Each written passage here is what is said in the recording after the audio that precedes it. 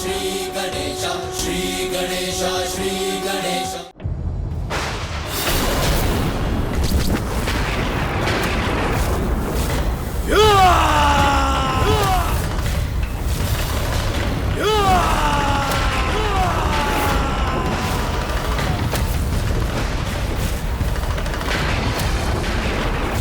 प्रणाम प्रभु, मुझे क्षमा करें।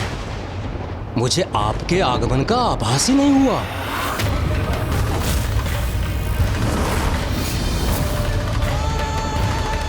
मेरे द्वारा आपको जागृत करने की इतनी चेष्टा के बाद भी आपको मेरा आभास नहीं हुआ, जबकि संपूर्ण ब्रह्मांड को ज्ञात हो गया। पृथ्वी के और सौर मंडल के कण कण तक मेरे डमरू का स्वर पहुंच गया, किंतु वो स्वर आपके कानों को भेद नहीं सका। यहाँ तक कि वैकुंठ में स्थित श्री हरि नारायण और देवी लक्ष्मी को भी मेरे होने का आभास हो गया, किंतु आपको नहीं हुआ।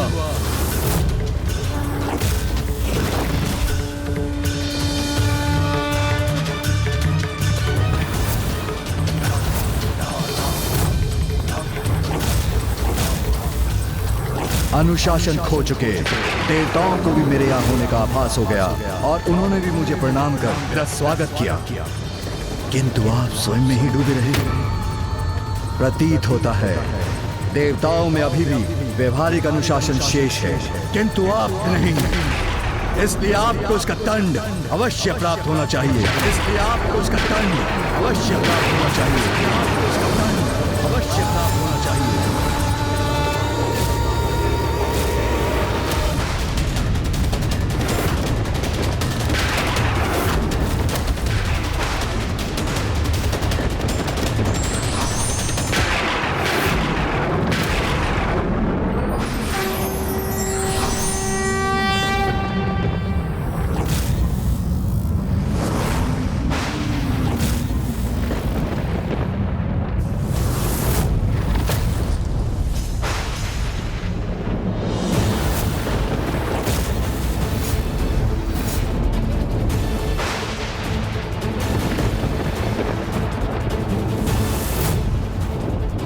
मुझे ज्ञात है प्रभु, आपका अभिवादन करने में मुझसे विलंब हुआ, किंतु मुझे आपके आगमन का आभास ही नहीं हुआ प्रभु।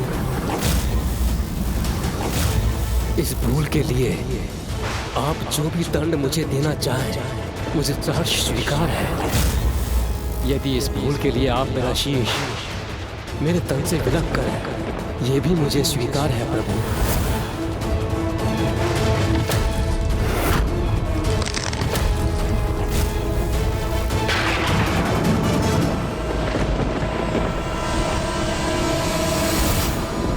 देखिए देवी पार्वती, प्रभु महादेव के क्रोधांश और स्वामी के शीतल अंश एक दूसरे के सम्मुख है।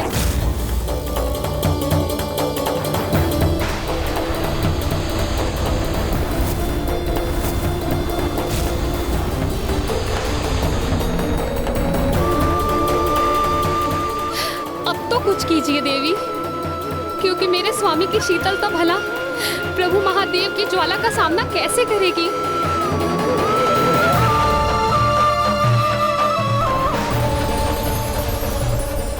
अति किसी की भी वो कभी भी उचित नहीं होती, इसीलिए शीतलता और क्रोध दोनों का ही उनके चरम पर होना सर्वथा अनर्थकारी प्रमाणित होता है, और इन दोनों में संतुलन स्थापित करना अनिवार्य है। और संतुलन तो भ्राता श्री हरि नारायण का ही स्वभाव है, और भ्राता नारायण ही प्रभु महादेव का क्रोध शांत कर सकते हैं। भ्राता नारायण प्रभु महादेव का क्रोध शांत कर सकते हैं।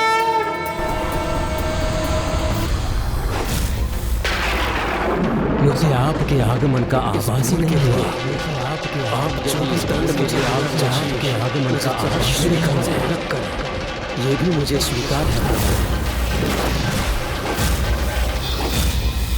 मैं अचंभित हूँ ब्रह्मदेव, एक तो आपसे एक बहुत बड़ी भूल हुई है और फिर भी आप मेरे समक्ष शांत और शीतल होने का प्रयास कर रहे हैं। आपके द्वारा ऐसे आचरण से तो स्पष्ट है कि संसार से अनुशासन संपूर्ण रूप से मिट चुका है, जिसका आरंभ आपसे ही होता है। इसलिए नियम और अनुशासन के पालन हेतु एक बड़ा उदाहरण प्रस्तुत करने के लिए मैं आपको शापित करता हूं। मैं आपको शापित करता हूं।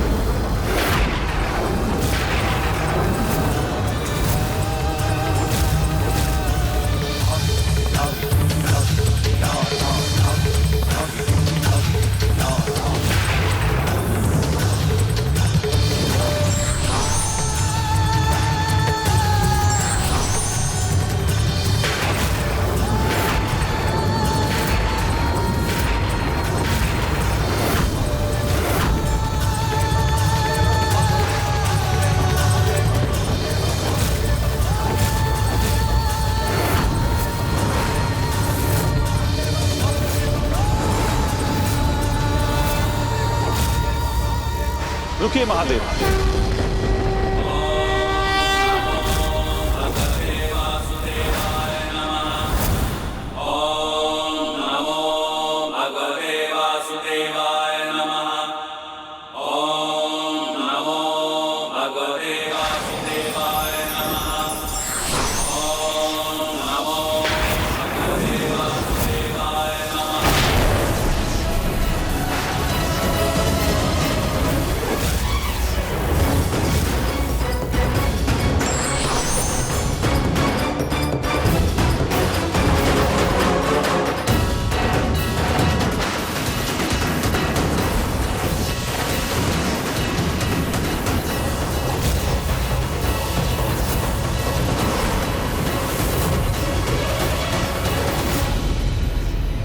देखिए देवी सरस्वती, मैं भ्राता श्री हरि नारायण की इसी संतुलित अंश का उल्लेख कर रही थी। देखिए देवी, किस प्रकार इस अंश के उत्पन्न होते हैं महादेव के क्रोधांश से ब्रह्मदेव की शीतलता का बचाव हो गया।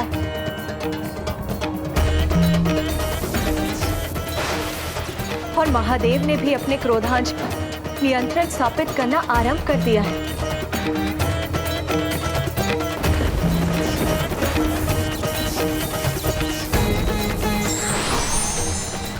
स्थिति में हस्तक्षेप करने के लिए मैं क्षमा चाहता हूं महादेव, किंतु मैं यहां उपस्थित होने के लिए विवश था ताकि आपको यह आभास करा सकूं कि आप अपने क्रोध के आवेग में ब्रह्मदेव के शीतल और शांत व्यवहार को उनका अहंकार समझ रहे हैं।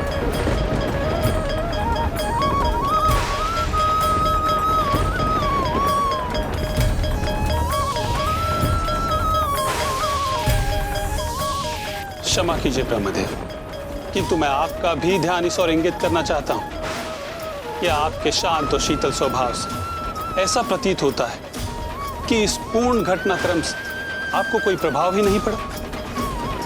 महादेव का आपके लिए प्रतीक्षा करने के लिए विवश होना और उनका क्रोध दोनों को अनदेखा कर दिया आपने। किंतु यही नियत भी था, क्योंकि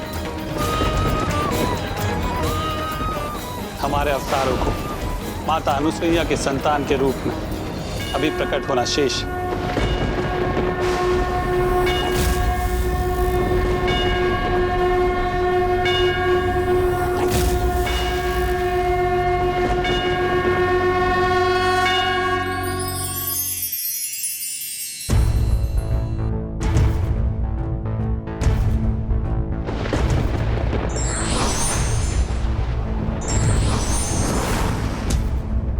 मुझे विश्वास कि आपको भी माता अनुसुईया की ममता का अनुभव अवश्य स्मरण होगा,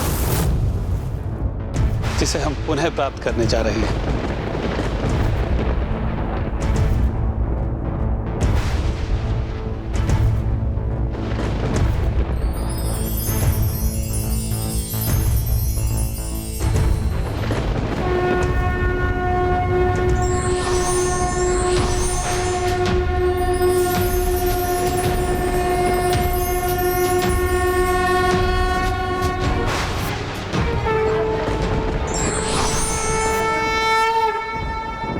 हमारे अंशों को तो उत्पन्न होना ही था।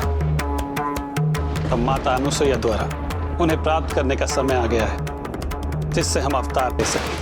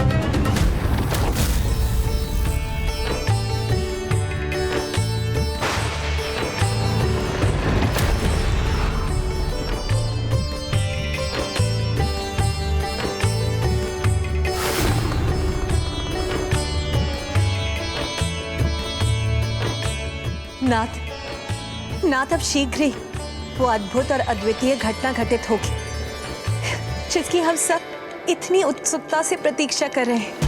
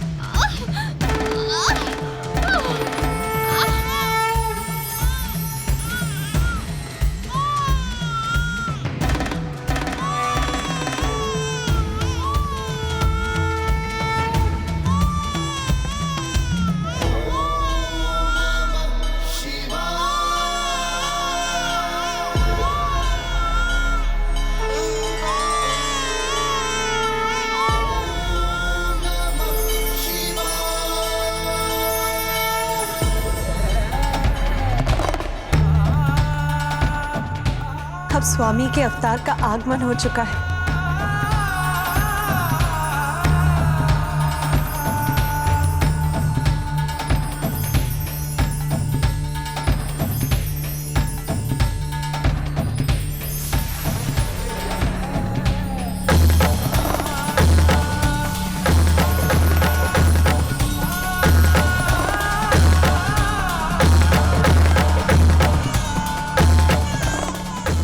एक और शिशु।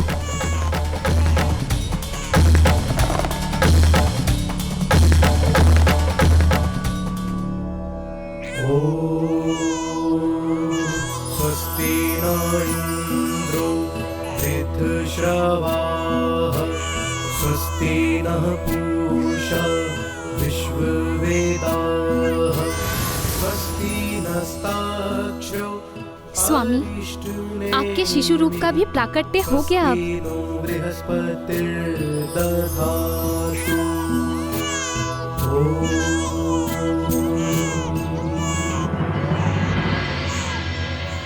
कितना दिव्य और सुंदर स्वरूप है इस शिशु का देवी।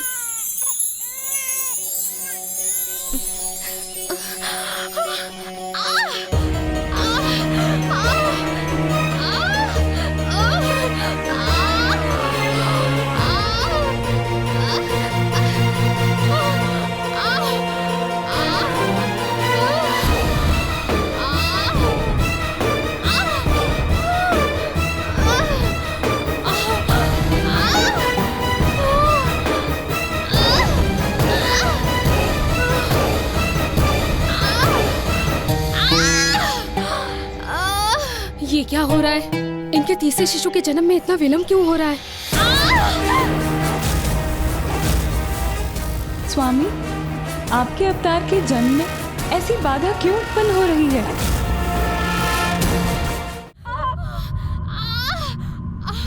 नाथ, आपके और ब्रह्मदेव के अवतारों का तो जन्म अत्यंत शीघ्र हो गया, किंतु भ्राता श्री हरि नारायण के अवतार क्यों नहीं प्रकट हो रहे?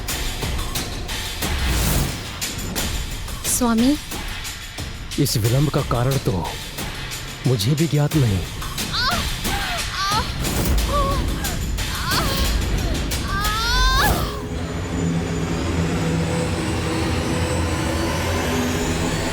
संसार में अकारण कुछ नहीं होता। अवश्य इस विलंब का भी कोई कारण होगा देवी।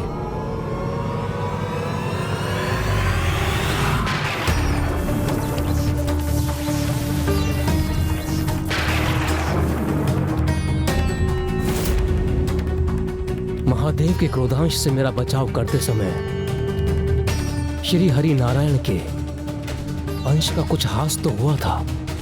कदाचित यही कारण है इस विलंब के पीछे। मेरी क्रोधाग्नि के कारण ही प्रभु श्री हरि नारायण के संतुलित अंश अपूर्ण रह गए।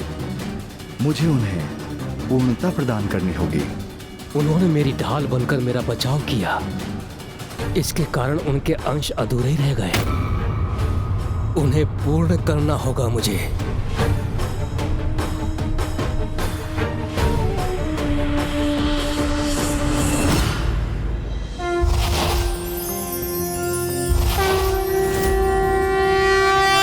नमस्ते देव सुरासुर नमस्कृताय भूतभव्य महादेवाय हरित पिंगल लोचनाय बलाय बुद्धिरूपिणे वैयाघ्रव संचदायारण्याय महादंशिणे कालाय महेश्वराय पुष्पदंतायाभिभागाय मुखाय सर्वहराय हिरण्यश्रवसे द्वारिणे भीमाय भीम पराक्रमाय ओम नमो नमः।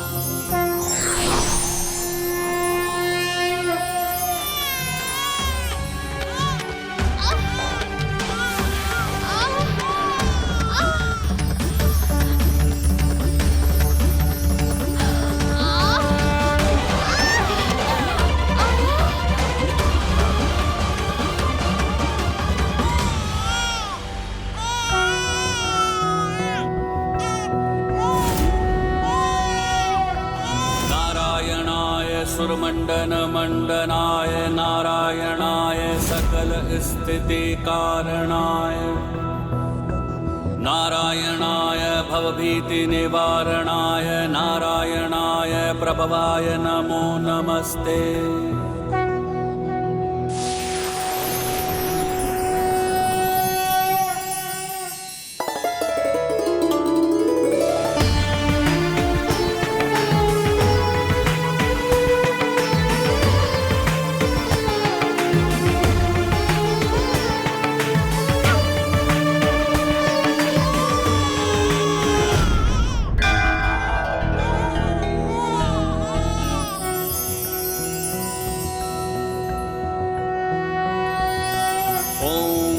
देवासो दिव्येकादशस्त पृथिव्यामध्येकादश। मैं धन्य हुआ, प्रभु की कृपा से मुझे दिव्य और अद्भुत पुत्रों की प्राप्ति हुई है।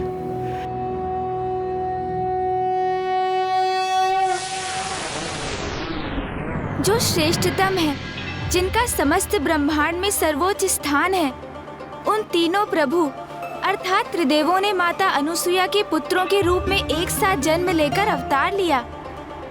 किंतु ईश्वर के प्रत्येक अवतार का तो एक विशेष उद्देश्य होता है लंकेश। तो यहाँ त्रिदेवों के जन्म का क्या कारण था? अनुशासनहीनता। सामान्य रूप से मनुष्य अनुशासनहीनता को इतना महत्व नहीं देते। उनके अनुसार तो वो एक छोटा सा विकार ही होता है। तो लंकेश, फिर अनुशासनहीनता के कारण सृष्टि पर इतना बड़ा संकट कैसे उत्पन्न हो सकता था, जिसका सुधार करने एवं पुनः अनुशासन स्थापित करने हेतु स्वयं प्रभु महादेव को अवतार लेना पड़ा?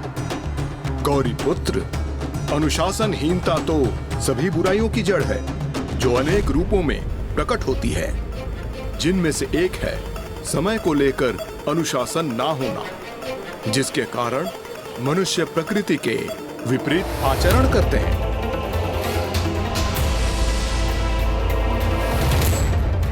वो दिवस में सुप्त अवस्था में रहते हैं और रात्रि में जागृत होते हैं, जिससे उनके स्वास्थ्य के साथ साथ उनकी बुद्धि पर भी कुप्रभाव होता है।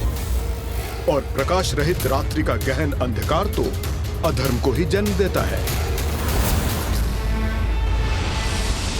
गौरी पुत्र, अब मैं आपको बताऊंगा अनुशासनहीन आचरण के कारण। एक मनुष्य के किसी भी कर्म को करने के 4 मुख्य प्रेरणा स्रोत होते हैं, अर्थात इच्छा, वासना, आशा और तृष्णा।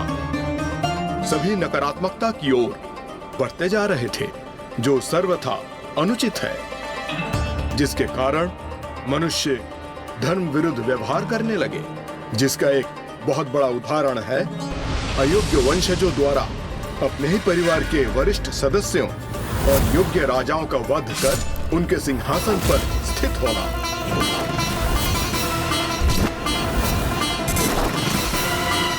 अब मैं बनूंगा राजा। फिर काम और क्रीड़ा वासना, कर्म वासना अर्थात अच्छे कार्य करने की प्रेरणा का स्थान लेने लगे। राजा का जन्म आनंद लेने के लिए ही होता है।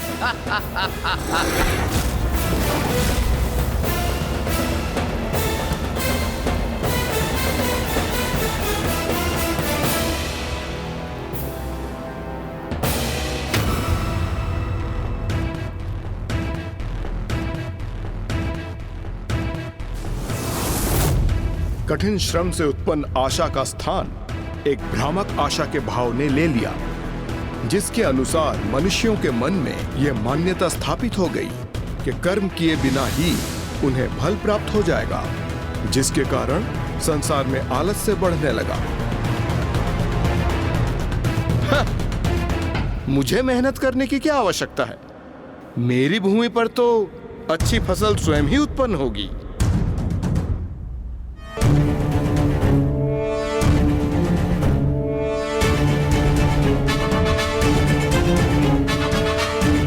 और इन सबसे अधिक थी तृष्णा, अर्थात असीमित लालच, दूसरों को भयभीत कर, उन्हें ठग कर उनका धन प्राप्त करना, जिसके कारण ऐसे उन्माद योद्धा भी उत्पन्न हुए जो अपने स्वार्थ हेतु असहाय जीवों का भी रक्त बहाने के लिए तत्पर थे।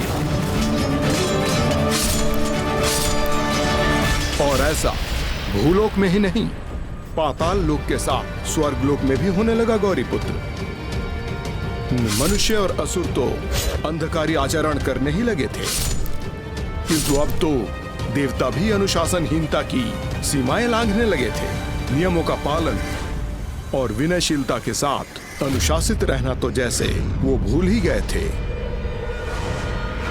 वायुदेव ने वायु को अपनी इच्छा अनुसार प्रवाहित होने के लिए स्वतंत्र कर दिया था।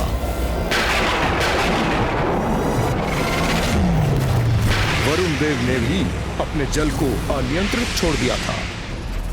सूर्यदेव इच्छा अनुसार ही प्रकट होते, डूबते अथवा प्रचंड होते।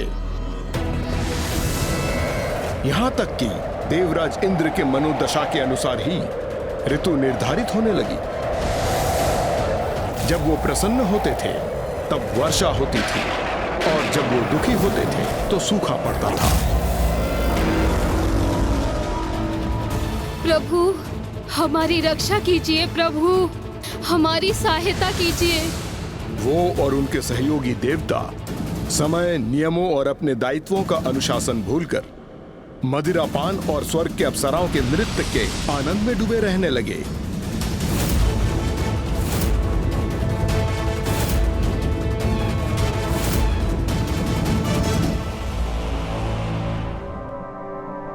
फिर तो देवता भी अपने कर्तव्यों और दायित्वों के प्रति अनुशासनहीन होकर सर्वथा बुराई के पथ पर थे लंकेश। इसलिए सबसे बुरा भी उनके साथ ही होने वाला था। गौरीपुत्र, लंकेश, इस कथा के तो अभी तक 3 मुख्य संकेत हैं। प्रथम, मानव, दानव और देवताओं को इसका ज्ञान भी नहीं था कि अनुशासनहीनता के कारण त्रिलोक अव्यवस्था एवं विनाश की ओर बढ़ रहे थे और शीघ्र जगत में अनुशासन स्थापित करने की आवश्यकता थी। द्वितीय, रात्रि के अंधकार में पाप कर्मों को बढ़ावा प्राप्त हो रहा था और शीघ्र सृष्टि के इस अधर्म के अंधकार को मिटाने हेतु एक मार्गदर्शक का प्रकट होना अनिवार्य था। और तृतीय, एक मनुष्य की 4 प्रेरणा स्रोत अर्थात इच्छा, वासना, आशा और तृष्णा अत्यंत तीव्रता से अनियंत्रित होकर नकारात्मकता की ओर बढ़ रहे थे, जिसके कारण अधर्म में वृद्धि हो रही थी। इसलिए मनुष्य के इन 4 मूल प्रेरक स्रोतों को भी नियंत्रित करना अनिवार्य था। आप तो इस कथा का सार भली भांति समझ गए हैं गौरीपुत्र। कदाचित इसलिए आपको ज्ञान विधाता भी कहा जाता है। तो अब मैं और स्पष्ट कर दूं गौरीपुत्र, रात्रि के मार्ग को प्रकाशित करने वाले मार्गदर्शक का होना, यही 3 मुख्य कारण थे त्रिदेवों के अवतार के। तो फिर लंकेश, किन प्रभु के अवतार ने किस दायित्व को निभाया और कैसे? इसमें तो तीनों का ही योगदान था। प्रथम समस्या का समाधान तो श्री हरि नारायण के अवतार ने किया, जिनमें प्रभु शिव शंकर शंभु और पितामह ब्रह्मदेव की आंशिक शक्तियां भी समाहित थी। इसलिए वो 3 शीश के साथ प्रकट हुए थे और उनमें तीनों देवों के गुण भी थे। तब तो वो अवश्य प्रभु दत्तात्रेय ही रहे होंगे। प्रभु दत्तात्रेय तो योग गुरु होने के साथ गुरुओं के भी गुरु थे। जिन्होंने स्वयं ही समस्त शिक्षा और ज्ञान प्राप्त किए।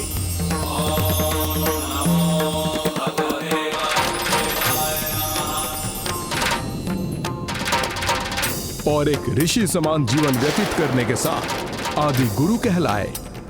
जैसे जैसे उनकी आयु में वृद्धि होने लगी, प्रभु दत्तात्रेय ने जीवन के 24 सिद्धांत स्थापित किए और उन्हें पूर्ण रूप में अपने जीवन का भाग बना लिया। उन्होंने 4 प्रेरणा स्रोतों अर्थात इच्छा, वासना, आशा और तृष्णा पर भी नियंत्रण प्राप्त किया। योग गुरु होने के नाते उन्होंने संसार को भी यही सीख दी कि यदि मनुष्य स्वयं को संतुष्ट रखना सीख जाए तो वो इच्छा, वासना, आशा और तृष्णा के वश में होने के स्थान पर स्वयं उन्हें अपने वश में रखने में सक्षम हो जाता है। जो 4 श्वान प्रभु दत्तात्रेय के निकट दिखाई देते हैं, वो मनुष्य के इन्हीं 4 आंतरिक प्रेरणा स्रोतों के ही द्योतक हैं और उनके निकट गौ माता की उपस्थिति पंच तत्व एवं संतुष्टि की प्रतीक है। तो इस प्रकार प्रभु दत्तात्रेय ने अनुशासन के पथ पर आने वाली प्रथम बाधा को दूर किया।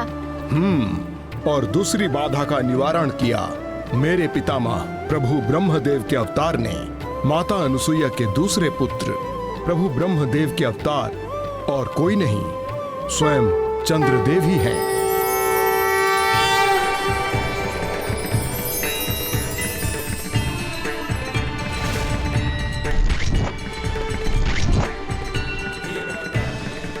अर्थात रात्रि काल में प्रकाशित रहकर प्रभु ब्रह्मदेव ने चंद्र के रूप में रात्रि काल में होने वाले पापों को रोकने हेतु मानवता को रात्रि प्रकाश रूपी मार्गदर्शन प्रदान करना आरंभ किया। अनुशासन विहीनता से उत्पन्न अशुद्धताओं को चंद्र और प्रभु दत्तात्रेय ने दूर किया, किंतु अभी भी वास्तविक समस्या तो शेष ही थी और उसे दूर करना प्रभु शिव शंकर शंभू के अवतार का दायित्व था, जिन्होंने दंड देकर मनुष्य में नियमों की अवहेलना करने की प्रवृत्ति को सुधारना आरंभ कर दिया। और उनकी इस कठोरता के कारण उन्हें ऋषि दुर्वासा के नाम से सभी जानने लगे। ऋषि दुर्वासा के नाम से सभी जानने लगे।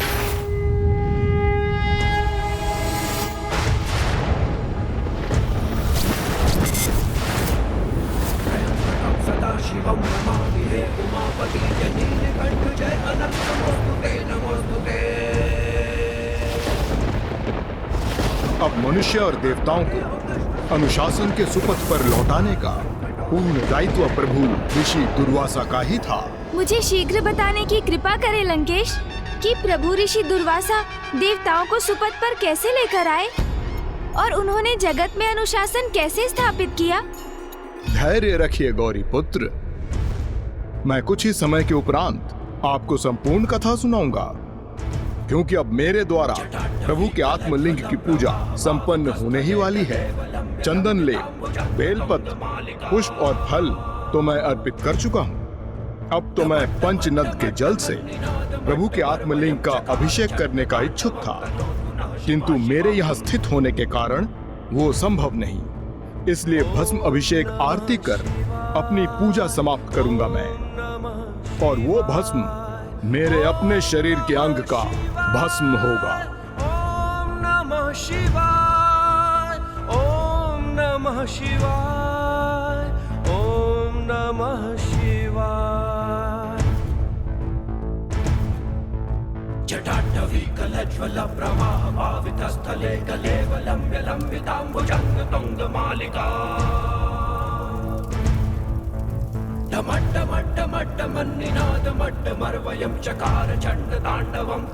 अद्भुत!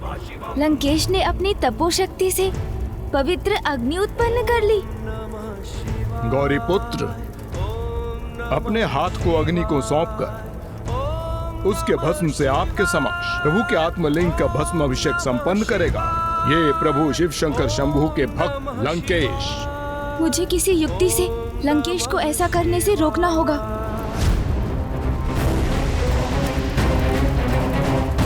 अब तो मैं पंचनद के जल से प्रभु के आत्मलिंग का अभिषेक करने का इच्छुक था, किंतु मेरे यहाँ स्थित होने के कारण वो संभव नहीं। संभव है।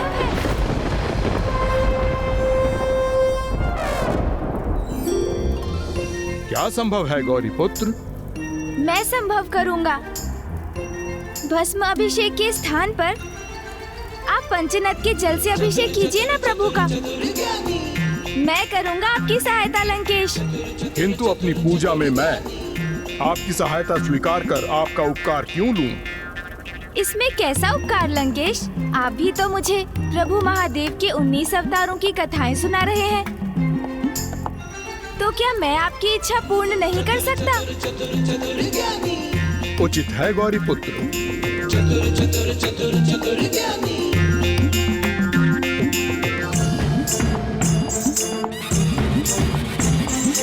ओम गंगे नमः, ओम सरस्वते नमः, ओम यमुनाय नमः, ओम कावेर्याय नमः, ओम नर्मदाय नमः।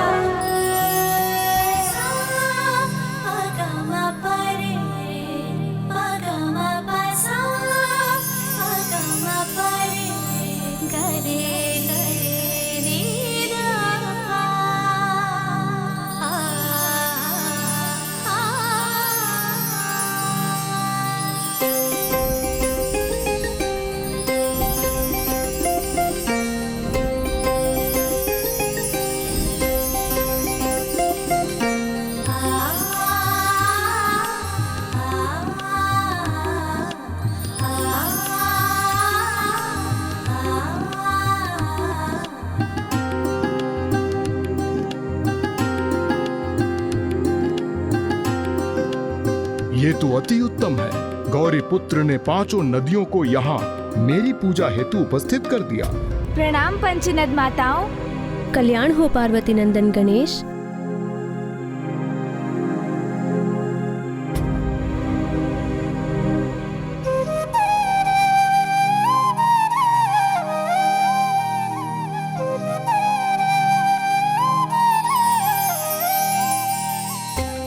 ये तो स्वयं प्रभु महादेव के आत्मलिंग है। इनकी पावन दिव्यता के समक्ष नतमस्तक है हम, क्योंकि स्वयं जगत पिता प्रभु महादेव का ही इसमें वास है।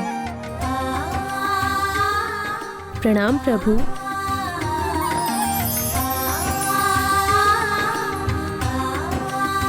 हे महान पंचनद माताओं, हे पावन नदियों, आपके यहाँ आगमन पर आपको कोटि कोटि धन्यवाद।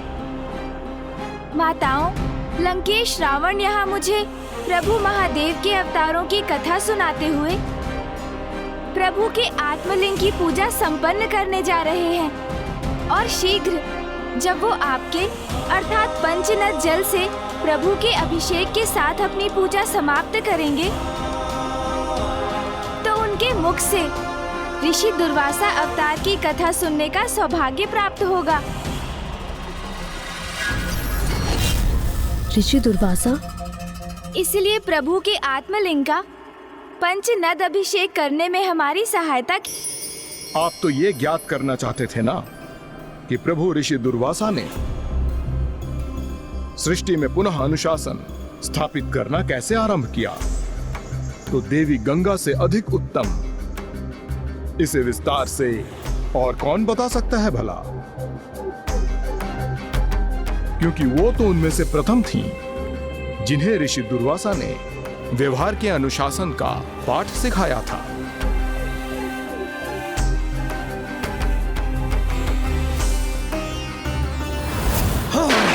इतना बड़ा दुस्साहस बालिका! स्नान करते ऋषि का उपवास करने का दंड तुम्हें अवश्य भोगना होगा।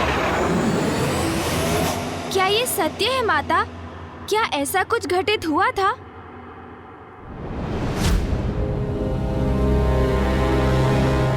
बहुत समय पूर्व जब प्रभु ब्रह्मदेव ने श्री हरि नारायण के अवतार प्रभु वामन के चरण धोए थे, तब ब्रह्मदेव ने उस जल को अपने कमंडल में रख लिया था।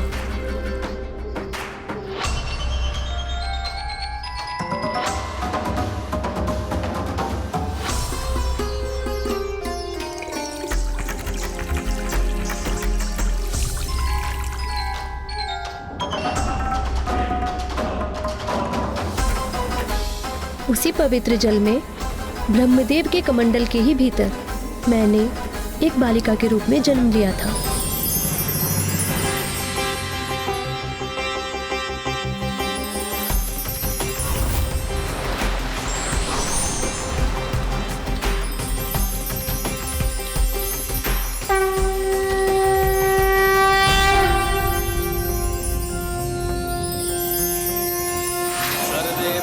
सुखिनः सर्वे सन्तु निरामया सर्वे भद्राणि पश्यन्तु मा कश्चित् दुःखभाग् भवेत्।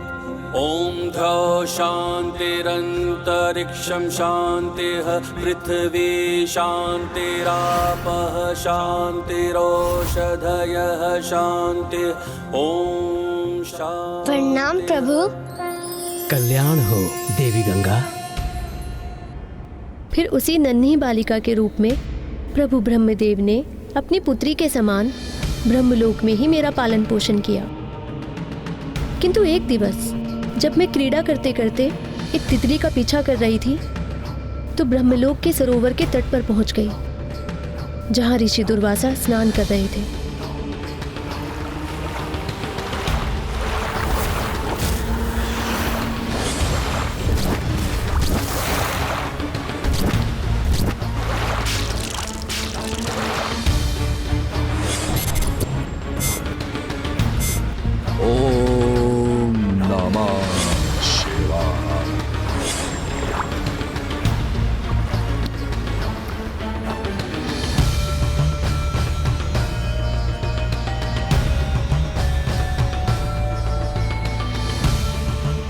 इतने दिव्य ऋषि कौन है ये?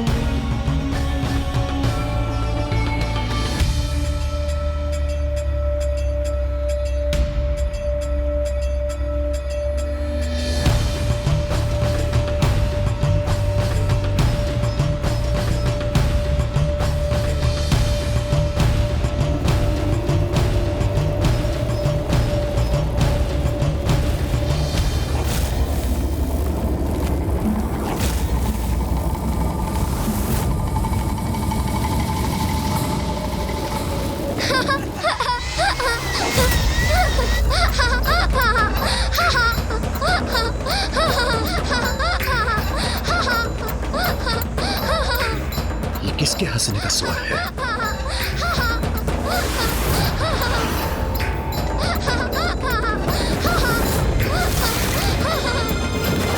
लगता है ऋषिवर क्रोधित हो रहे हैं। मुझे भय का आभास हो रहा है। इतना बड़ा दुस्साहस बालिका!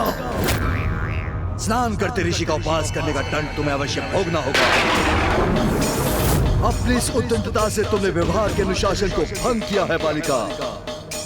ब्रह्मलोक में पालन पोषण होने के उपरांत भी तुम्हें इतना ज्ञात नहीं कि किसी को स्नान करते हुए नहीं देखना चाहिए और न ही किसी को असुविधा की अवस्था में देखकर हंसना चाहिए। यह शिष्टाचार के विरुद्ध है, जो व्यवहार के अनुशासन का प्रथम एवं महत्वपूर्ण भाग है। हे ऋषिवर, मुझसे बहुत बड़ी त्रुटि हुई है, मुझे क्षमा कर दीजिए। नहीं, क्षमा कर देने से नहीं, अपितु दंड देने से सीख प्राप्त होती है। त्रुटि सुधरती है।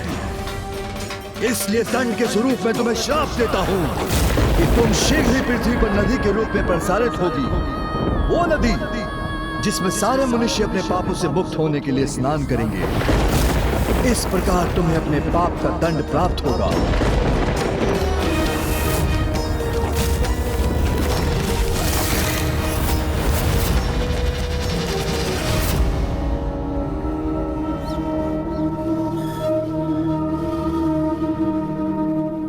इस घटना के परिणाम स्वरूप मुझे दंडित कर महान ऋषि दुर्वासा ने सभी जगतवासियों के व्यवहार को अनुशासित करना आरंभ किया और ये उदाहरण भी प्रस्तुत किया कि भले ही स्वयं ब्रह्मदेव की पुत्री हो अथवा कोई निर्धन ग्रामीण मनुष्य, सभी के द्वारा शिष्टाचार और धर्मनिष्ठ आचरण करना अनिवार्य है, जिससे कि वे अपने व्यवहार को उचित अनुशासन की परिधि में रख सकें।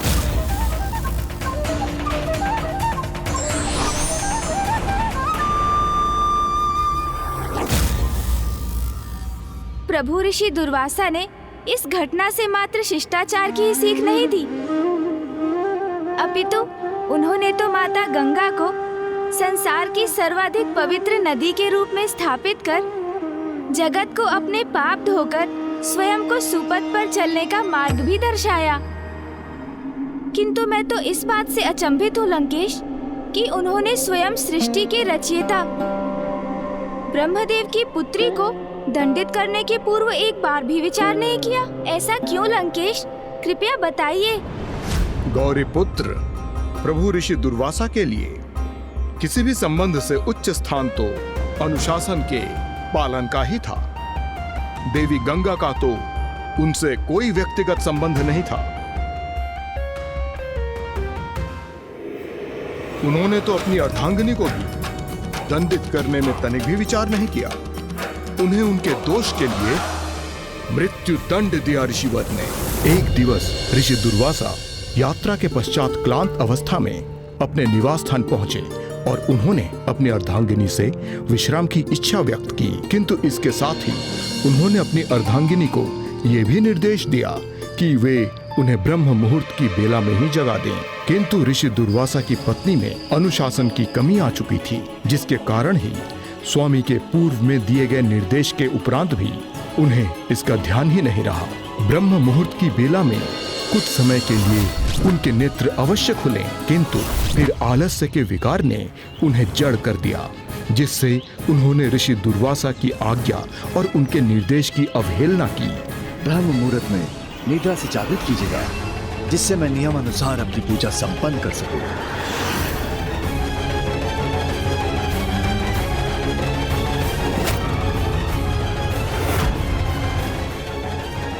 स्वामी को निद्रा से जागृत करने में विलंब हो गया मुझे, और अब मैं इन्हें निद्रा से उठाऊंगी तो क्या नहीं ये क्रोध के आवेश में आके मुझे क्या दंड दे दे।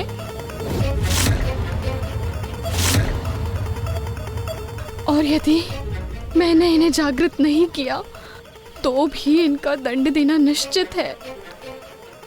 ये कैसी दुविधा उत्पन्न हो गई है मेरे लिए।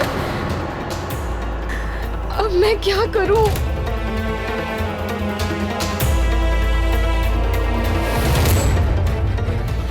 परिणाम कुछ भी हो, मुझे स्वामी को उनकी निद्रा से जागृत करने का अपना कर्तव्य तो निभाना ही होगा।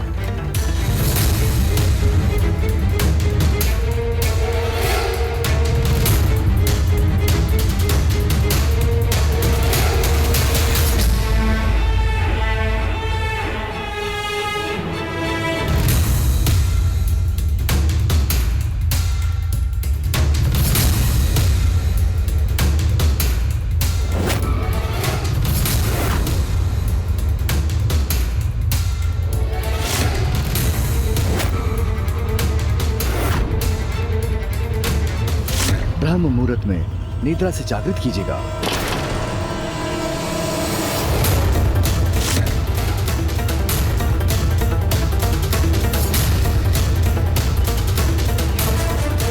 स्वामी,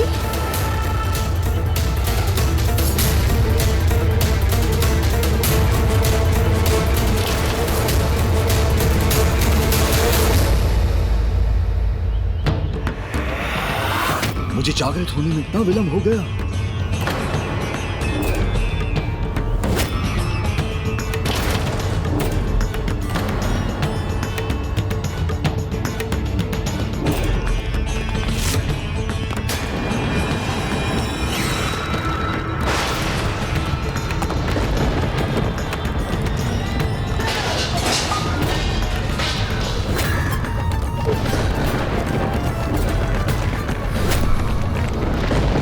स्वामी क्रोधित होंगे, इसकी आशंका तो थी मुझे, किंतु उनका ऐसा अपार क्रोध जागृत होगा, इसकी कल्पना नहीं की थी मैंने।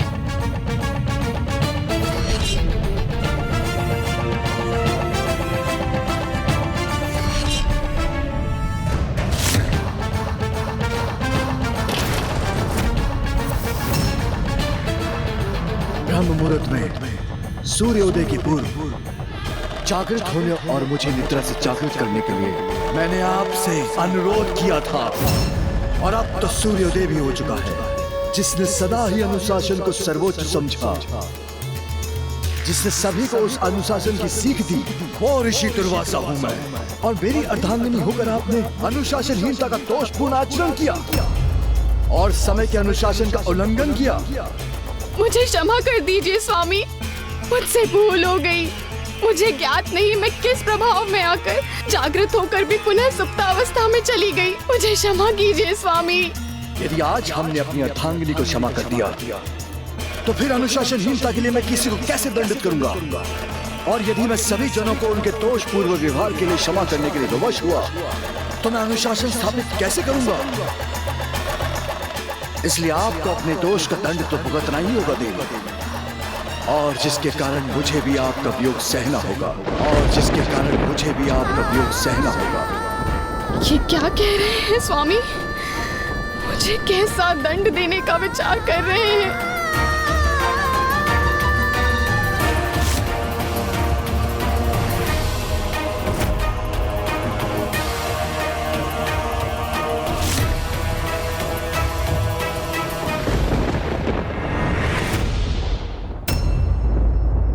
समय का पालन ना कर आपने जिस अनुशासनहीनता का परिचय दिया है, उसके दंड स्वरूप मैं आपको इसी क्षण भस्म होने का शाप देता हूँ, भस्म होने का शाप देता हूँ।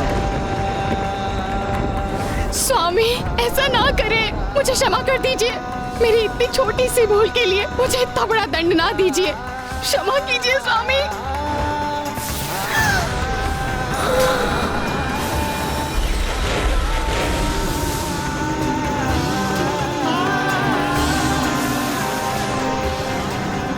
सृष्टि में अपने महान दायित्व को निभाने हेतु मैं किसी भी प्रकार का भेदभाव नहीं कर सकता देवी।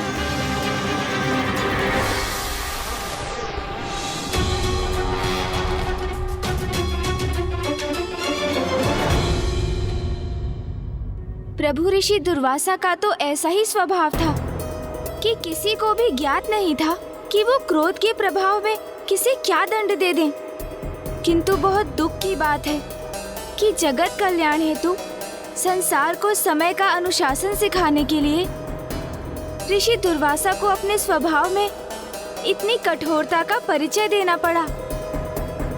आपको तो ज्ञात है गौरी पुत्र, अपने लक्ष्य तक पहुंचने के लिए कोई सरल अथवा छोटा मार्ग नहीं होता।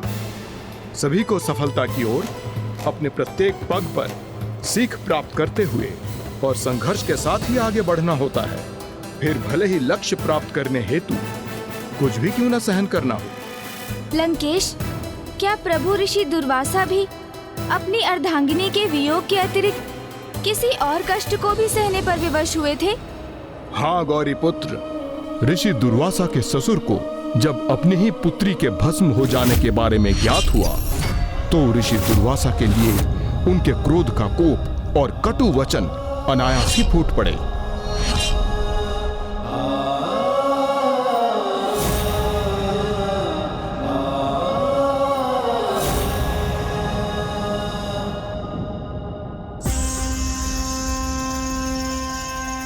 ऋषिवर, जो भी कुछ हुआ उसका मुझे भी अपार कष्ट हुआ है, किंतु मुझे उसका पछतावा नहीं, क्योंकि मैंने तो वही किया है जो संसार में पुनः समय का अनुशासन स्थापित करने के लिए अनिवार्य था। ऐसा कर मैंने संसार के समक्ष ये उदाहरण प्रस्तुत किया है कि अनुशासनहीनता के कितने गंभीर परिणाम होते हैं, किंतु आपकी पुत्री और मेरी अर्धांगिनी का त्याग व्यर्थ नहीं होगा। मैं यहाँ भस्म हुई अपनी निष्ठावान अर्धांगिनी को वरदान देता हूँ कि वो कदली फल में परिवर्तित होंगी।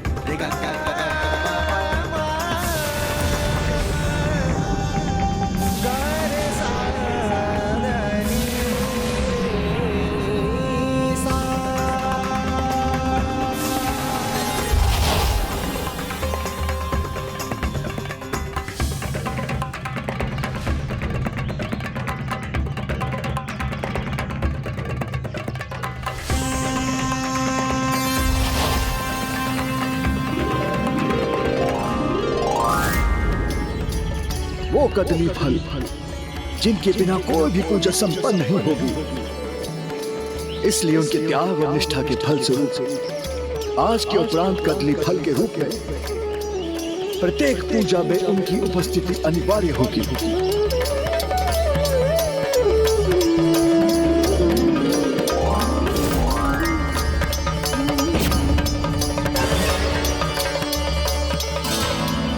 इस प्रकार ऋषि दुर्वासा ने समस्त संसार को ये बताया कि दिव्य पुरुषों के क्रोध में भी कोई ना कोई जगत कल्याण अवश्य ही छिपा रहता है और उनके इस क्रोध से प्रकट होने वाले उत्तम परिणामों के साथ उसका सर्वाधिक अनिष्टकारी प्रभाव भी प्रकट होने वाला था। और इसका आरंभ तो स्वयं प्रभु शिव शंकर शंभु द्वारा प्रभु ऋषि दुर्वासा को दिए जाने वाले उपहार से हुआ था। जय शिव शंकर शंभु।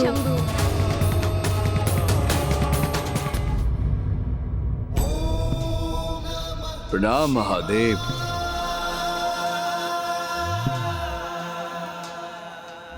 आपने अपने जन्म से ही संसार में अनुशासन स्थापित करने हेतु परिश्रम किया, अत्यंत कठोर होकर स्वयं नियमों का पालन कर अन्य जगतवासियों को उसके लिए प्रेरित किया और नियमों को भंग करने वालों को दंडित कर आपने जो संसार को सीख दी है उनसे आपने सभी में अनुशासन के प्रति निष्ठा को जागृत किया है ऋषिवर।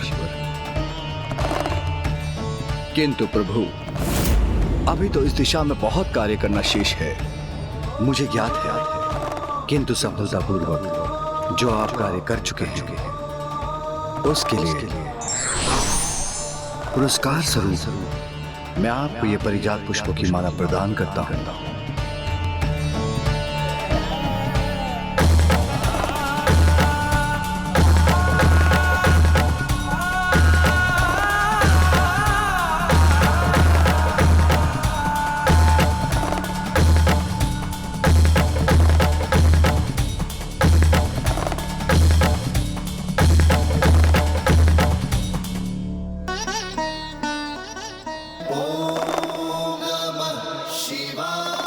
मुझे ये महान उपहार प्रदान करने के लिए आपको कोटि कोटि धन्यवाद प्रभु।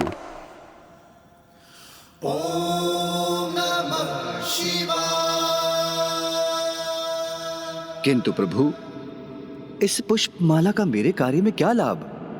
इस माला के पुष्प श्री हरि नारायण को प्रिय होने के साथ साथ साक्षात देवी लक्ष्मी स्वरूप हैं। इसलिए ये माला जिसके साथ रहेगी उसके ऐश्वर्य में कभी कोई अभाव नहीं होगा और वो उस माला के प्रभाव से सदा विजय प्राप्त करेगा। जब भी आपको कोई ऐसा सुपात्र दिखाई दे जो उसके योग्य हो, आप ये माला उसे प्रदान कीजिएगा। अवश्य प्रभु।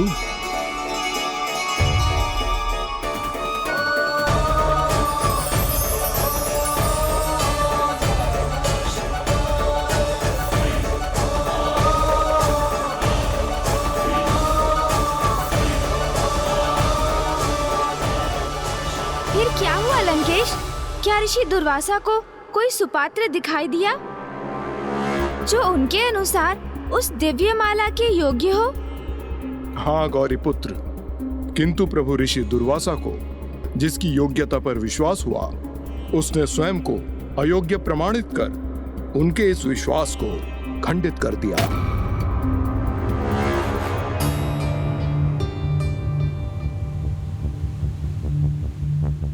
देवताओं में श्रेष्ठतम देवराज इंद्र हैं, उनके अत्यंत महत्वपूर्ण दायित्व है। इसलिए महादेव द्वारा प्रदान की गई पुष्प माला की सर्वाधिक आवश्यकता भी उन्हें है। अवश्य ऐसी दिव्य माला को प्राप्त कर वो अति आनंदित होंगे।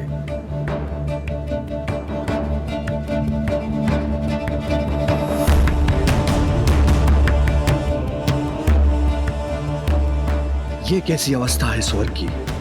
यहाँ के द्वारपाल ही अनुशासन से परे अपने दायित्व निभाने के स्थान पर सुप्तावस्था में है।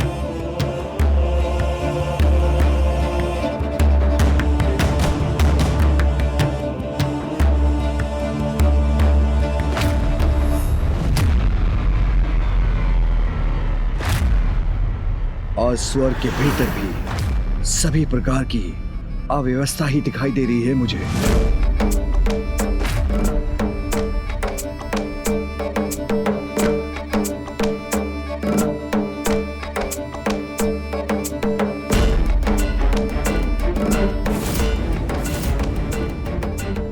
इंद्रदेव की राजसभा तो पूर्ण रूप से रिक्त है। यहां तो कोई भी देवता नहीं, किंतु समय के अनुसार तो यहां सभी देवताओं को उपस्थित होना चाहिए और देव सभा में जगत कल्याण हेतु गंभीर विमर्श होना चाहिए, किंतु यहां ऐसा कुछ नहीं हो रहा है।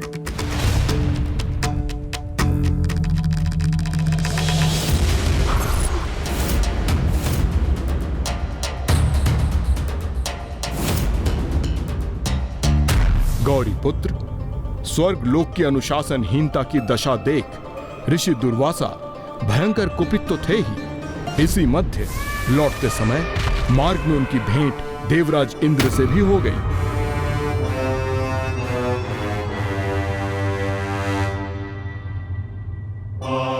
प्रणाम ऋषिवर।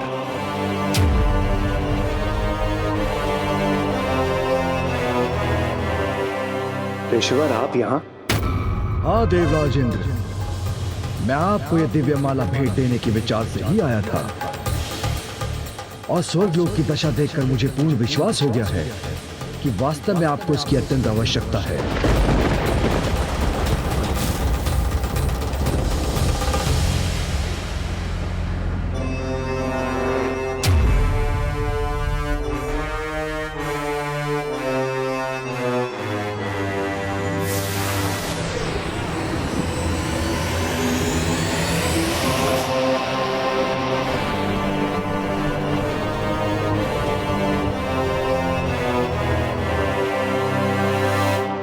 क्षमा कीजिए ऋषिवर, देवराज इंद्र हूं मैं।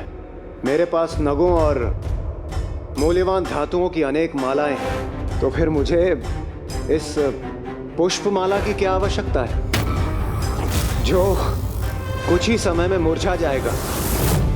हाँ, कदाचित मेरे सखा, मेरे वाहन गज श्रेष्ठ एरावत को यह अत्यंत प्रिय है। एरावत,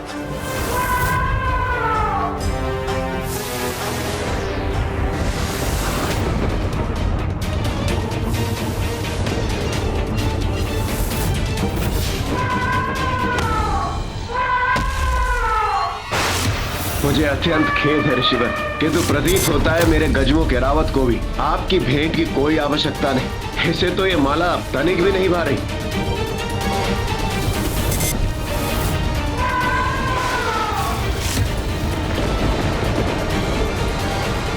इतना अहंकार, ये तो सर्वथा अनुचित है। ऋषिवर, स्वर्ग में आगमन हेतु आपको अनेकों धन्यवाद, किंतु मुझे इस समय प्रस्थान करना होगा। स्वर्गलोक की रंगशाला में अन्य देवता मेरी प्रतीक्षा कर रहे हैं। ऋषिवर, मुझे अविलंब स्वर्गलोक की रंगशाला की ओर बढ़ने की अनुमति दीजिए।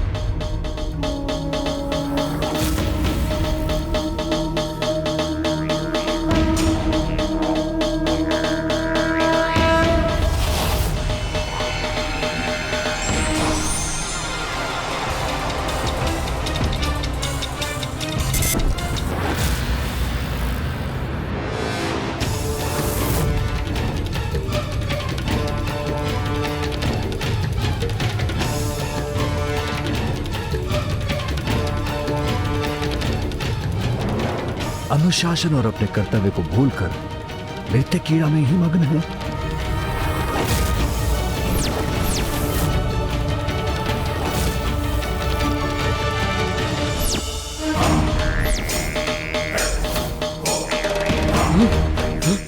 ये क्या?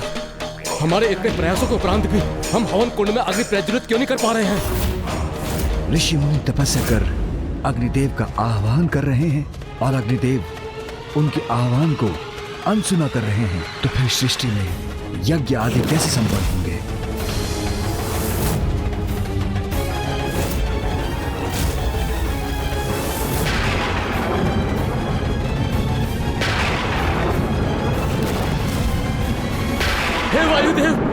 रक्षा कीजिए इन दिव्य वायु से।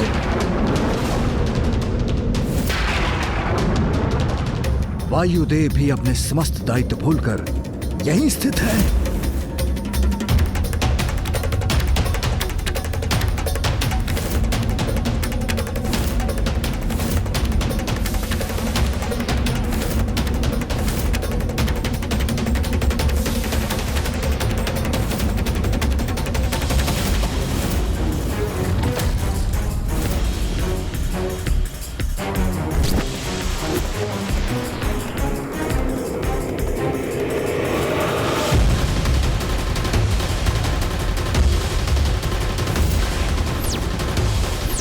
वरुण देव और सूर्य देव भी अपने कर्तव्यों के प्रति जागरूक नहीं।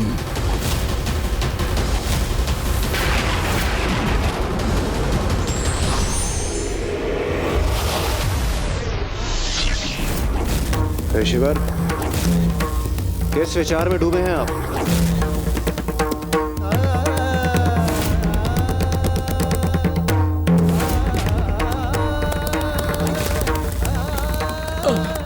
प्रभु जल दीजिए, वर्षा कीजिए हे इंद्रदेव, हमारी गुहार सुनिए।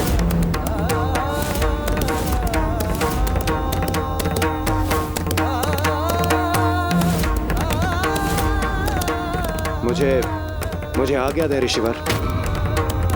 स्वर्गलोक की रंगशाला में अन्य देवता मेरे आगमन की प्रतीक्षा कर रहे हैं। मुझे आज्ञा दें। रावत,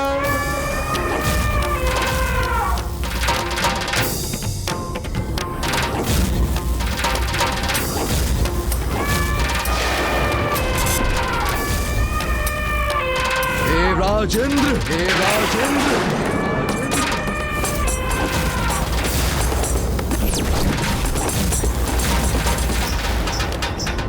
अपने कर्म का फल तो लेते जाइए।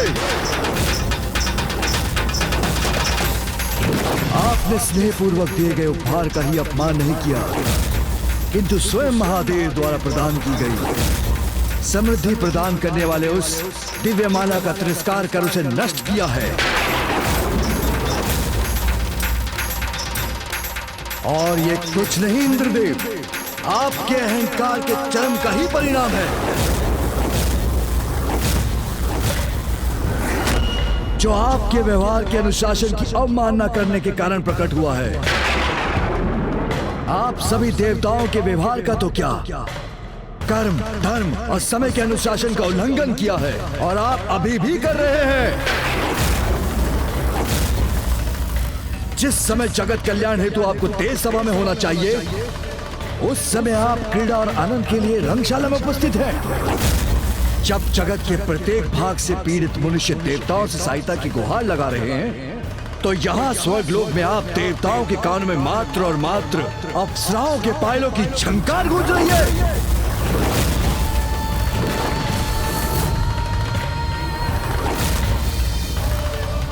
कदाचित मुझसे ही आपकी योग्यता पहचानने में भूल हो गई है। आप और आपके देवताओं को दिव्य माला का उपहार नहीं, अपितु दंड प्राप्त होना चाहिए, दंड प्राप्त होना चाहिए। घोर दंड, घोर दंड, घोर दंड, घोर दंड।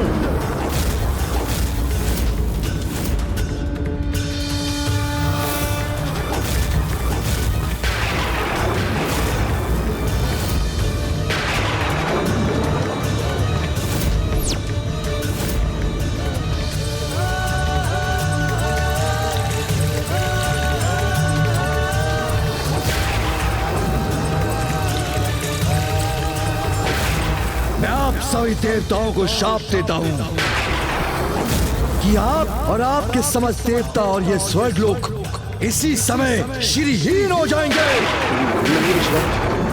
अर्थात आप सभी प्रकार के सुख, समृद्धि, धन, तेज और शक्ति से रिक्त हो जाएंगे। नहीं ऋषिवर, मेरी इतनी छोटी सी भूल का समस्त देवताओं को क्यों दंड दे रहे हैं आप? वो भी इतना कठोर दंड। इस प्रकार तो हम समस्त देवता अपना सर्वस्व खो बैठेंगे। यही उचित होगा। मुझे पूर्ण विश्वास है, जिसमें अनुशासन नहीं होता वो किसी भी सुख के योग्य नहीं होता।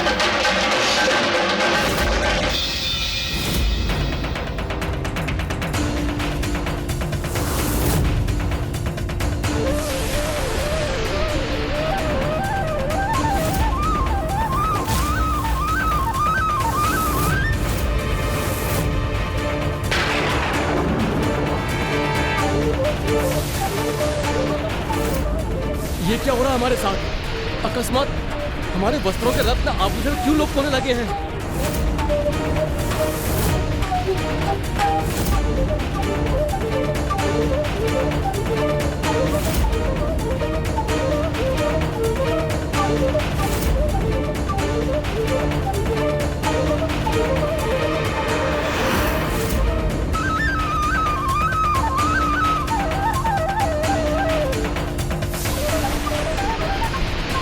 देवी लक्ष्मी,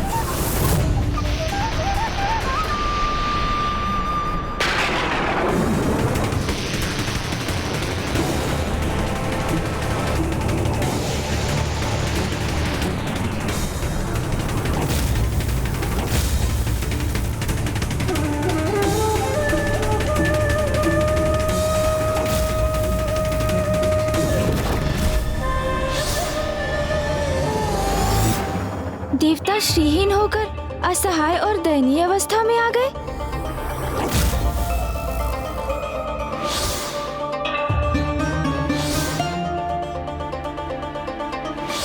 वैकुंठ और स्वर्गलोक दोनों ही निस्तेज हो गए। गौरी पुत्र प्रभु ऋषि दुर्वासा के शाप के परिणाम स्वरूप देवताओं के प्रिय आराध्य हरि नारायण भी श्रीहीन हो गए, क्योंकि श्री अर्थात देवी लक्ष्मी को उनके निकट से भी लुप्त होने पर विवश होना पड़ा। इसलिए न वैकुंठ में अब कोई आभा शेष थी और ना ही स्वर्गलोक में।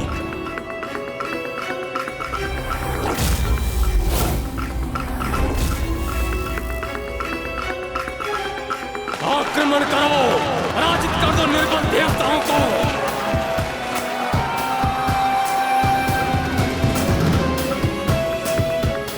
ये कैसी दुर्दशा हो गई हमारी। श्री विहीन होकर हम अपनी शक्ति भी खो चुके हैं और इन असुरों को स्वर्ग में प्रवेश करते देखने के लिए हम विवश हैं।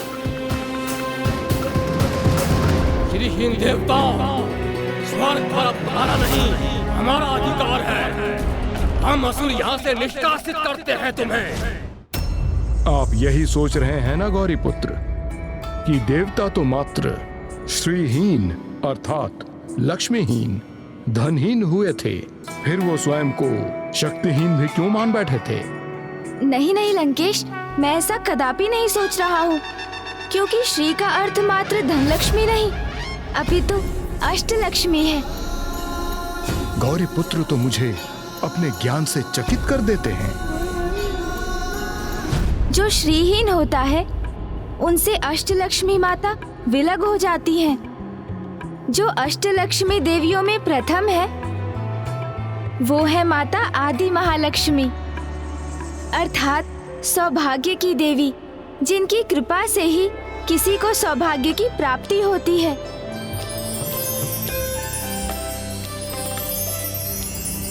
सुनत वंदित सुंदरी माधवी चंद्र सहोदरी है ममाए, मुनि गण वंदित मोक्ष प्रदायनी मंजुल भाषिणी वेदनुते, पंकज वासिनी देव सुपूजित सद्गुण वर्षिणी शांतियुते।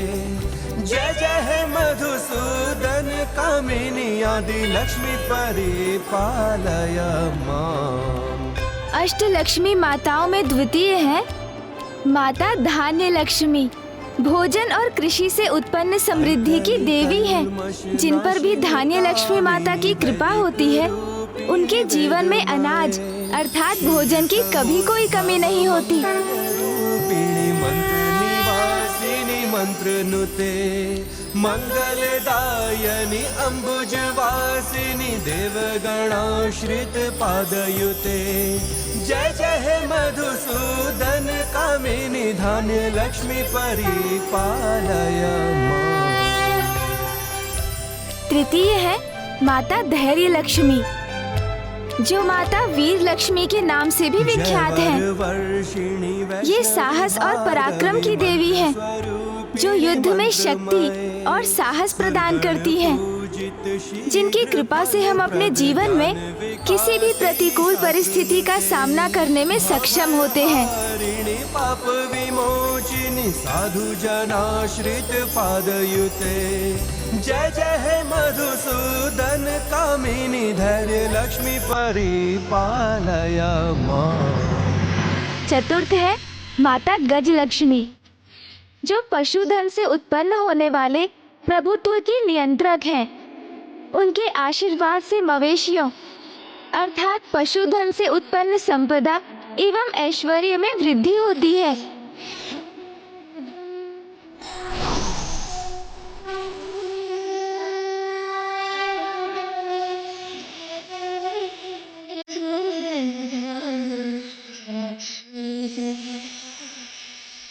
पंचम माता है माता संतान लक्ष्मी, जिनकी कृपा से संतान की प्राप्ति होती है, और यदि कोई निसंतान भी रहता है तो उन्हीं के आशीष से उसे संतान सुख प्राप्त होता है, और यदि उनकी कृपा ना हो तो संतान होने पर भी उसका सुख प्राप्त नहीं होता।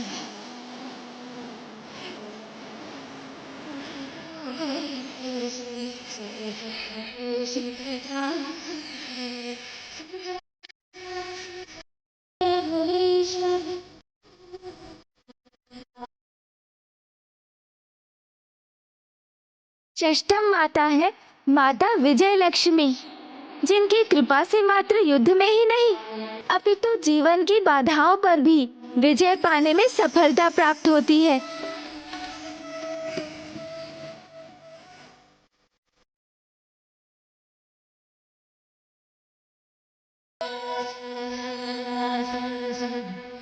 प्रणाम प्रभु।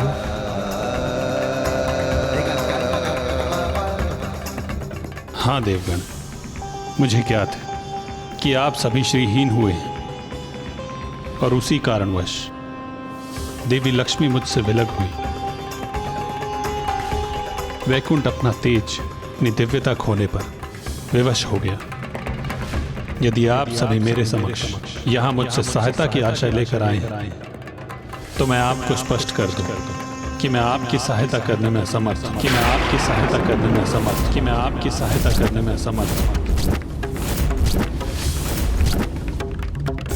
प्रभु, हम पर कृपा कीजिए प्रभु। हम पर कृपा कीजिए प्रभु। हम पर कृपा कीजिए। हम पर कृपा कीजिए प्रभु। हमारी इस घोर विपदा के समय हमें इस प्रकार निराश मत कीजिए प्रभु।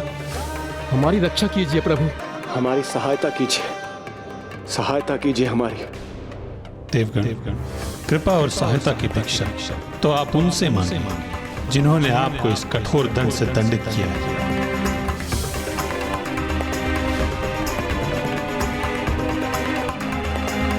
प्रभु, वो प्रयत्न हम कर चुके हैं। आप ऋषि दुर्वासा के स्वभाव से परिचित ही हैं। हाँ प्रभु, ऋषि दुर्वासा अपने क्रोध के अतिरेक में किसी की भी विनती को अनसुना कर देते। हमारी ये दुर्दशा उसी का प्रमाण है प्रभु। मेरे एक छोटे से अपराध का इतना बड़ा दंड दे दिया उन्होंने। ये सत्य है कि ऋषि दुर्वासा कभी कभी अपने क्रोध के आवेग में अत्यधिक कठोर हो जाते, किंतु आप सभी को अपनी अनुशासनहीनता का परिणाम समझने हेतु श्रीहीन तो होना ही था। अब यदि आपकी इस समस्या का समाधान आपको कोई सुझा सकता है तो वो मात्र ऋषि दुर्वासा।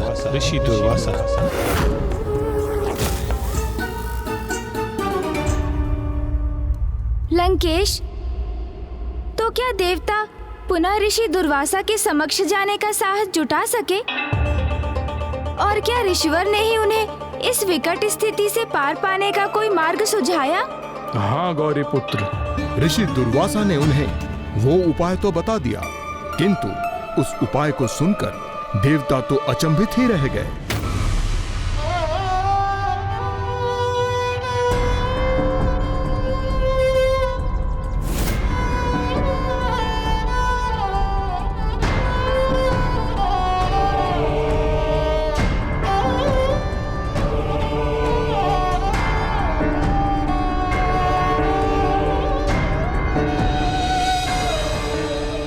अपने पूर्व की भूलों के लिए हमें ऋषिवर से क्षमा याचना कर उनसे हमें विपदा से बाहर आने का उपाय सुझाने के लिए अनुरोध करना चाहिए।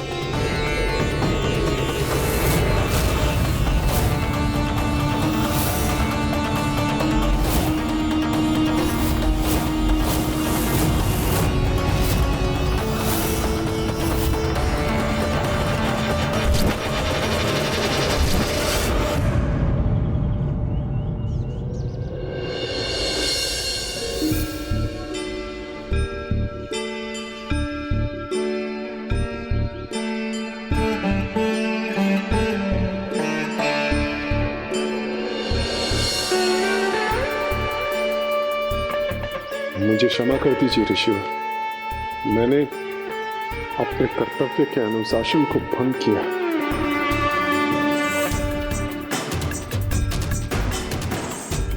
मुझसे भी बहुत बड़ी भूल हुई है ऋषिवर। मैं अपने कर्म के अनुशासन से भटक गया था। कृपा कर मुझे क्षमा कीजिए। हम सभी अनुशासन के पथ से पृथक हो गए थे ऋषिवर, मुझे क्षमा कर दीजिए ऋषिवर। ऋषिवर, मैंने अपने कर्म और समय के अनुशासन के साथ साथ व्यवहार के अनुशासन का भी मैंने उल्लंघन किया। मुझे क्षमा कर दीजिए ऋषिवर, क्षमा कर दीजिए मुझे। हमारी समस्त भूलों के लिए, हमारी अनुशासनहीनता के लिए हमें क्षमा करने की कृपा कीजिए ऋषिवर, कृपा कीजिए।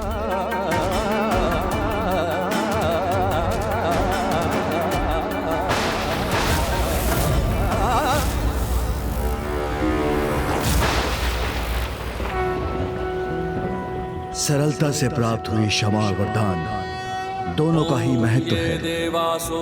अधिकतर शीघ्र ही लुप्त हो जाता है।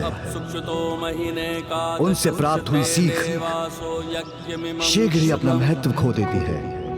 इसलिए जिन्हें सहजता से सीख प्राप्त होती है, उनके सुपथ के मार्ग से पुनः भटकने की अधिक संभावना रहती है। ईश्वर, हम अपना सर्वस्व खो चुके हैं। धन, धान, धीरज, साहस, ऐश्वर्य, जिसके भी हम योग्य थे, वो सब कुछ गवा चुके हैं। ये सीख हम किसी भी मूल्य पर नहीं भूल सकते। हमें ज्ञात हो चुका है, श्री कृपा हेतु अनुशासन का पालन सर्वाधिक महत्वपूर्ण है।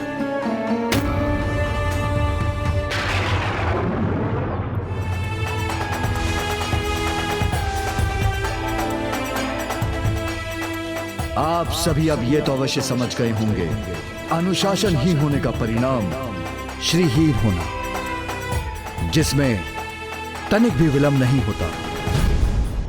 किंतु अभी भी अनुशासन का पाठ सीखने हेतु आप सभी को अभी और श्रम करना होगा। जिस प्रकार अपने विचारों का मंथन कर आपको अपनी भूल का आभास हुआ है, उसी प्रकार अपनी श्रीहीन अवस्था से मुक्ति पाने के लिए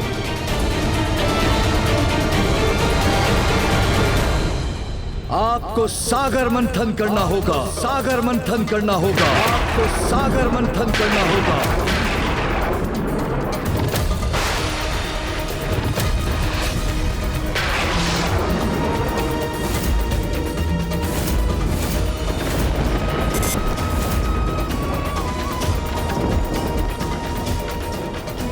सागर मंथन, वो भी अपनी शक्तिहीन अवस्था में, हम कैसे संभव करेंगे ऋषिवर? तो इस प्रकार देवताओं की अनुशासनहीनता उनके श्रीहीन होने का कारण बनी, जिसके परिणाम स्वरूप सागर मंथन की स्थिति उत्पन्न हुई। किंतु वो भी देवताओं की इस विकट समस्या का सरल समाधान नहीं था। हाँ गौरी पुत्र, सागर मंथन सरल कदापि नहीं था। श्रीहीन हुए देवताओं में अकेले ही उसे संपन्न करने का सामर्थ्य नहीं था, तो फिर उनके परम हितैषी श्री हरि नारायण ने सुझाव दिया कि इस कार्य में उन्हें असुरों की सहायता प्राप्त करनी चाहिए।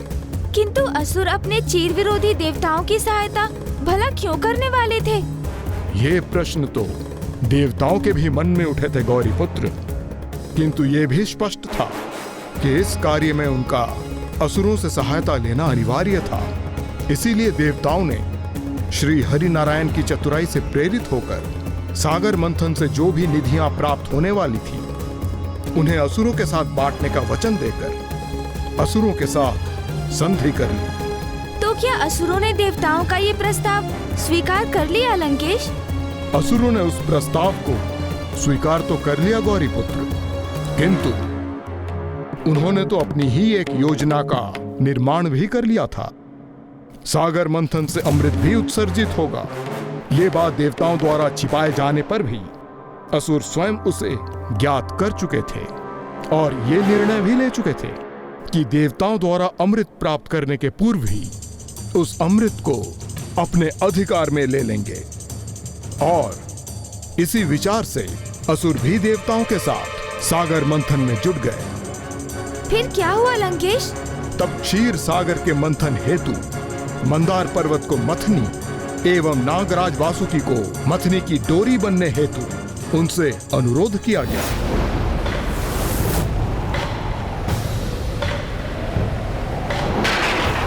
फिर आरंभ हुआ उस अकल्पनीय अद्भुत घटना अर्थात महान सागर मंथन का, जिसमें देवता और असुर सम्मिलित रूप से भागी बने। असुराज बलि की, असुराज बलि की, असुराज बलि की। हर हर महादेव, जय श्री नारायण। हर हर महादेव, जय श्री नारायण।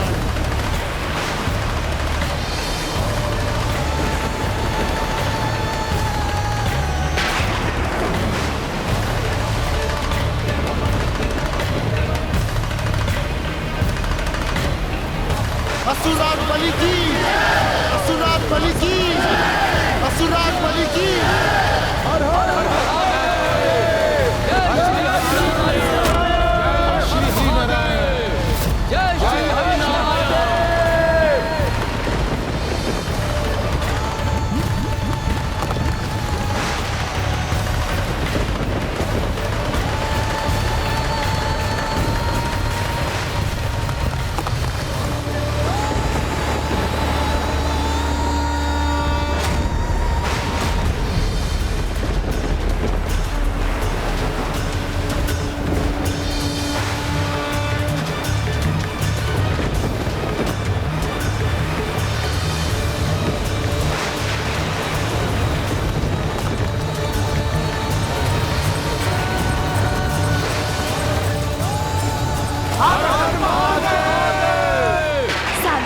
की प्रक्रिया आरंभ हो गई लंकेश? हाँ गौरी पुत्र, किंतु वो मंथन आरंभ होते ही रुक भी गया। रुक गया? किंतु क्यों लंकेश? क्योंकि मंदार पर्वत ने अपना संतुलन खो दिया था।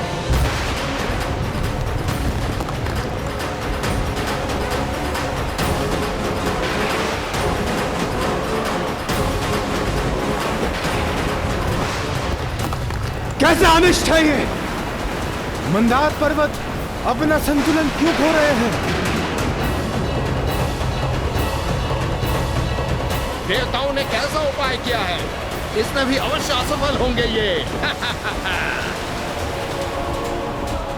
देवताओं, तुमने जिस पर्वत का चुनाव किया है वो इस महान कार्य के लिए अयोग्य है। मेरे विचार से तुम्हें किसी दृढ़ और संतुलित पर्वत का चयन करना चाहिए था। मंदराचल पर्वत की दिव्यता और दृढ़ता पर संकेत मत करो असुरों। वो तो इसीलिए असंतुलित हो रहे हैं क्योंकि हम उन्हें स्थिर आधार प्रदान नहीं कर सके। इसका विचार तो पूर्व करना चाहिए था तुम देवताओं को। व्यर्थ में ही श्रम कराया हम असुरों से।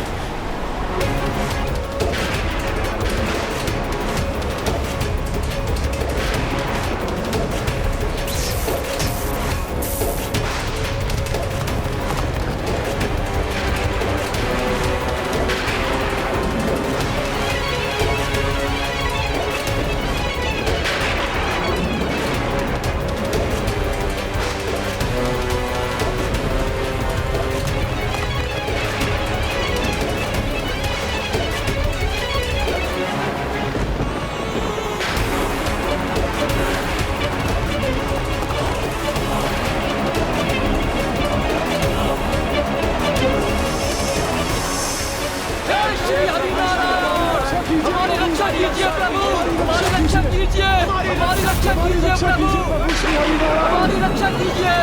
तो अवश्य यही समय रहा होगा जब प्रभु श्री हरि नारायण कूर्म अवतार लेकर मंदार पर्वत के आधार बने होंगे।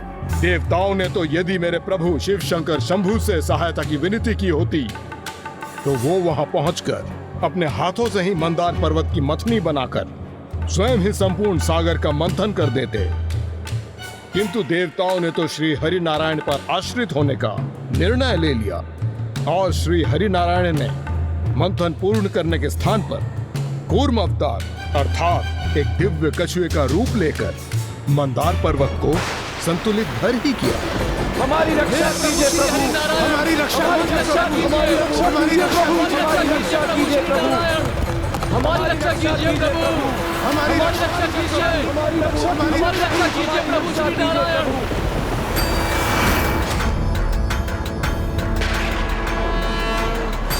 हमारी रक्षा कीजिए प्रभु, हमारी रक्षा कीजिए प्रभु।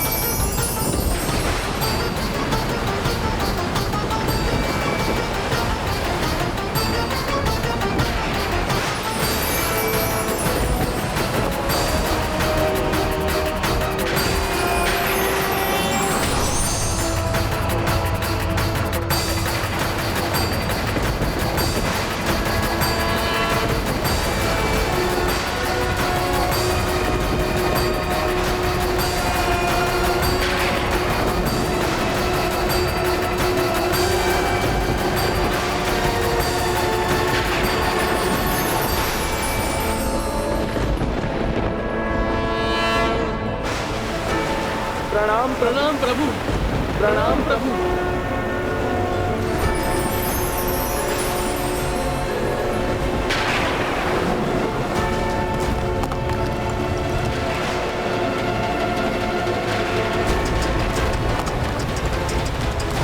इन प्रयासों का क्या लाभ?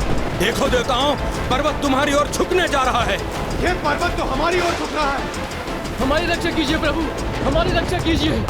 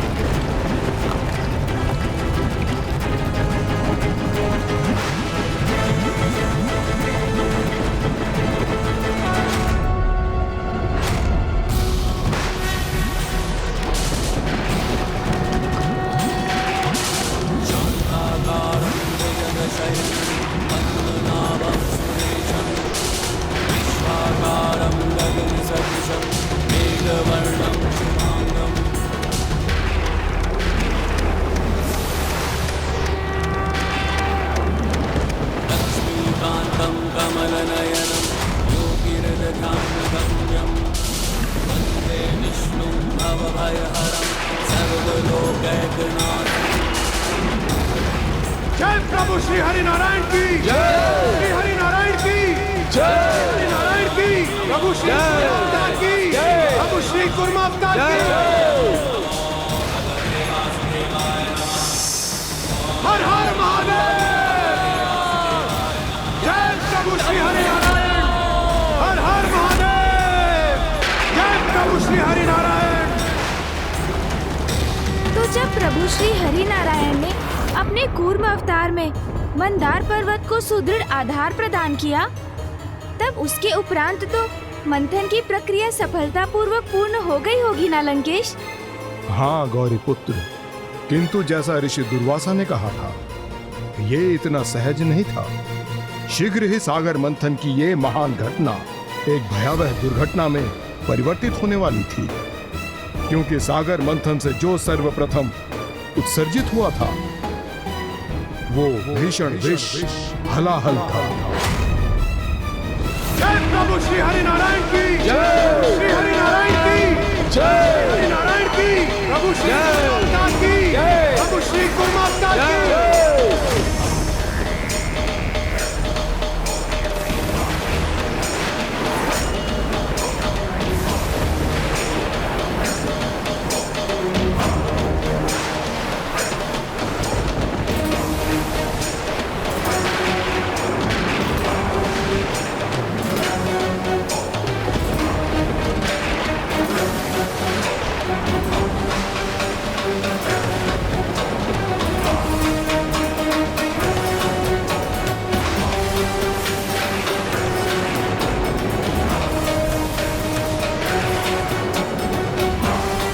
जैसे कोई विशैला श्याम मेघ सर्वत्र छा रहा हो, जो हमें अपने भीतर लीलने के लिए प्रकट हुआ हो। देवताओं, किस संकट में डाल दिया तुमने हमें?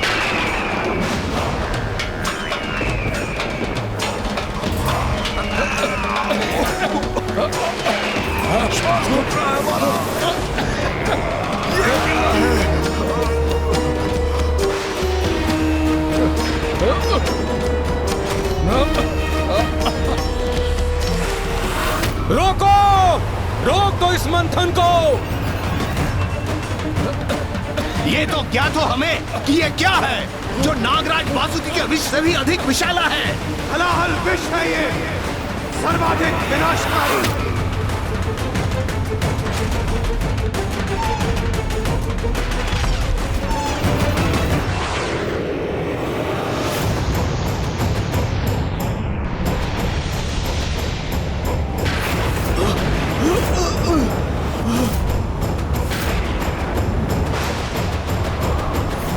ये तो हमारा भाग्य है कि विष का मेघ हमारी ओर नहीं बढ़ रहा, किंतु जिस तीव्र गति से यह उत्पन्न हो रहा है, समस्त सृष्टि को अपने भीतर समाहित कर लेगा। कुछ नहीं बचेगा, कुछ नहीं, सर्वनाश हो जाएगा। हलाहल विष में तो समूचे संसार को नष्ट करने की क्षमता थी, और किसी देवता में तो क्या, स्वयं श्री हरिनारायण में भी उसे संभालने का सामर्थ्य नहीं था। ऐसी विकट स्थिति में यदि कोई आशा शेष थी तो वो थे मेरे प्रभु शिव शंकर महादेव, जो इस महासंकट को हरकर सभी को रक्षित कर सकते थे। हमारी रक्षा कीजिए प्रभु, हमारी रक्षा कीजिए प्रभु, हमारी रक्षा कीजिए प्रभु।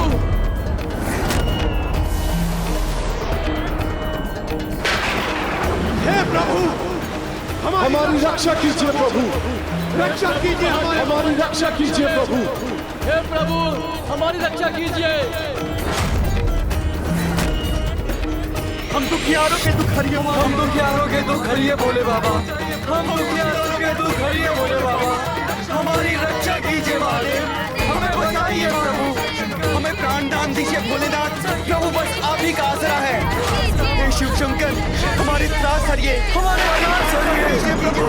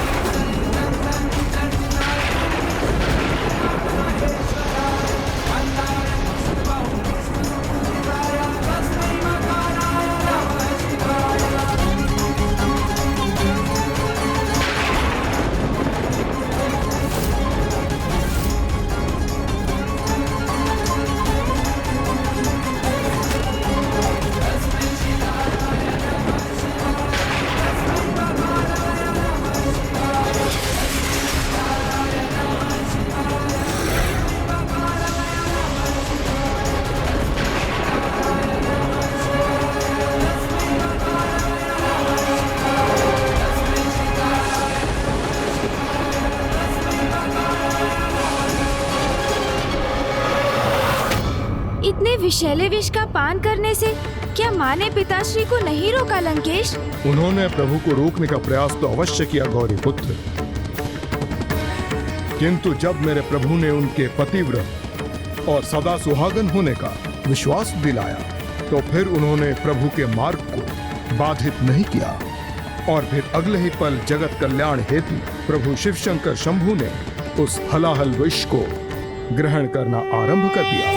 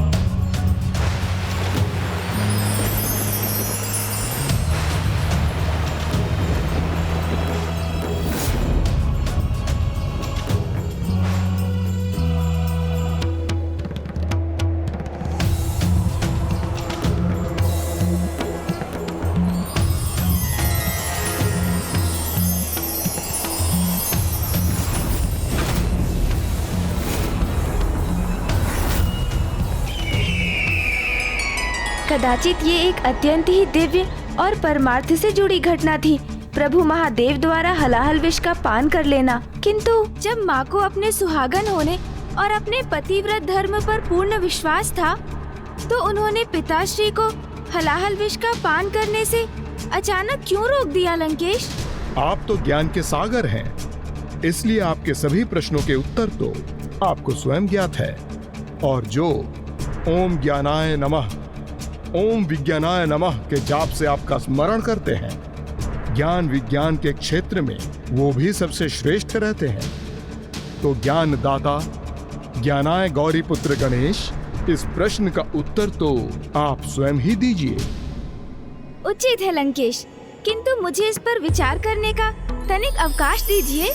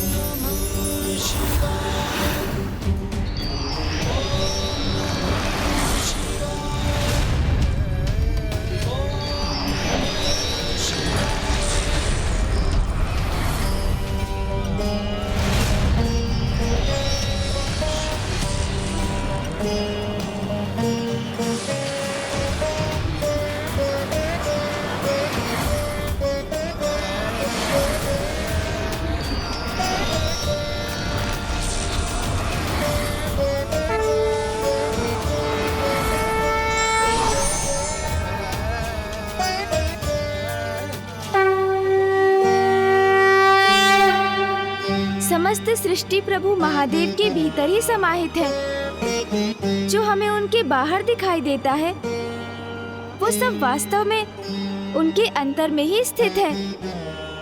इसलिए माँ ने पिताश्री के कंठ के नीचे हाथ रखकर जिस हलाहल विष का उन्होंने पान किया था उसे वहीं रोक दिया।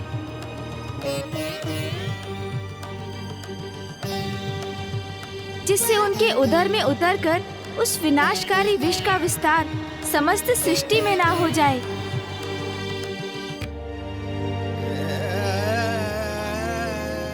और इसलिए अपने कंठ में हलाहल विष को धारण करने वाले प्रभु महादेव नीलकंठ भी कहलाए। प्रभु महादेव नीलकंठ भी कहलाए।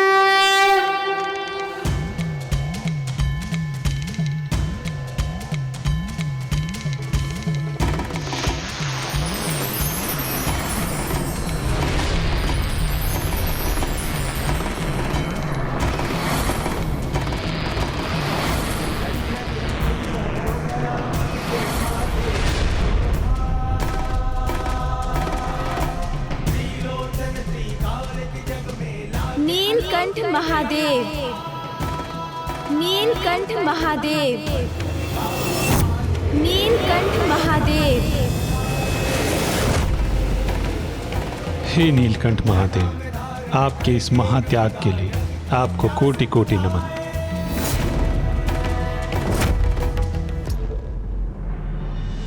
हे प्रभु महादेव, हे कृपा निधान, आपने हलाहल विष रूपी महाविनाशक संकट को स्वयं पर लेकर इस जगत की रक्षा की है। सृष्टि धन्य हुई प्रभु आपके इस दिव्य त्याग से। हे नीलकंठ महादेव।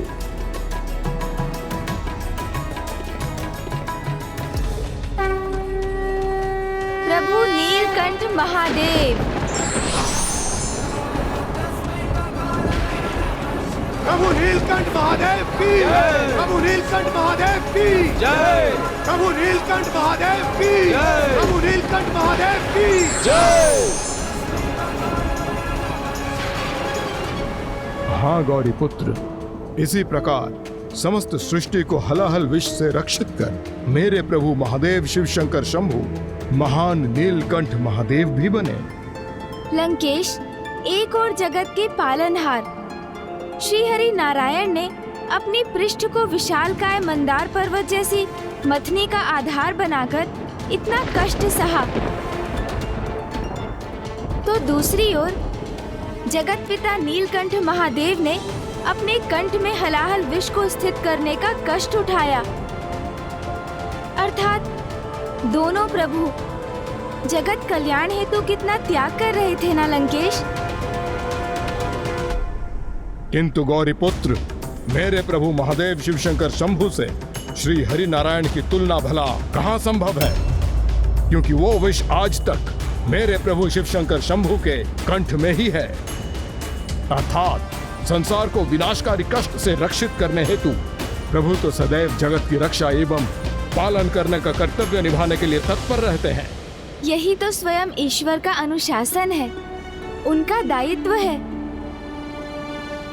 फिर वो ईश्वर, ब्रह्मदेव, नारायण अथवा महेश्वर ही क्यों ना हो, किंतु लंकेश अन्य सभी अवतारों के समान अपने नीलकंठ स्वरूप से भी महादेव ने जगत को एक अत्यंत महत्वपूर्ण सीख प्रदान की कि कभी कभी नकारात्मक विनाशक शक्तियों को प्रभावहीन करने का एकमात्र उपाय है कि जहां वो स्थित है उन्हें वहीं सीमित करना, जिससे वो विस्तार ही ना कर सकें।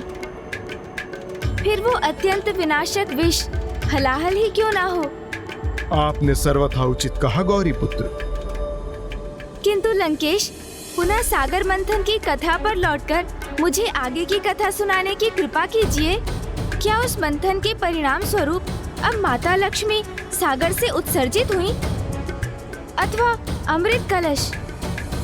अमृत की प्रतीक्षा तो सुर और असुर दोनों को ही थी।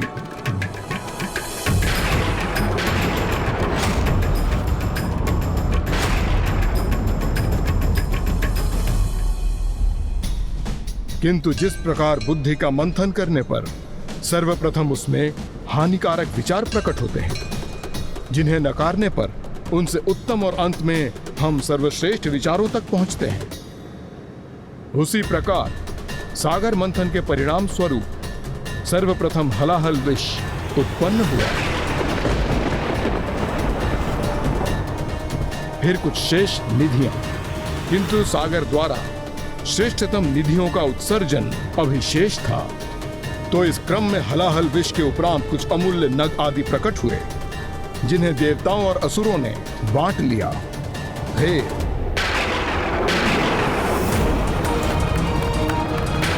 जय हरि नारायण, जय हरि नारायण, जय हरि नारायण, जय हरि नारायण।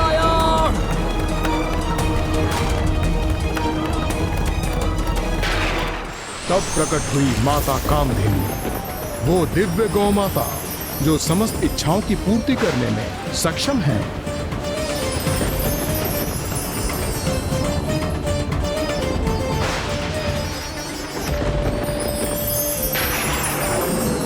प्रणाम माता कामधेनु, प्रणाम कामधेनु माता।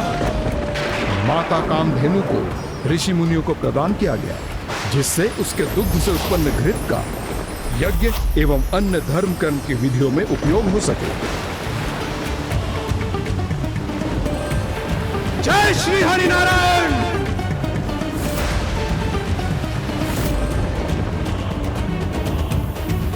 उसके उपरांत सर्वाधिक मूल्यवान रत्न कौस्तुभ मणि का उत्सर्जन हुआ।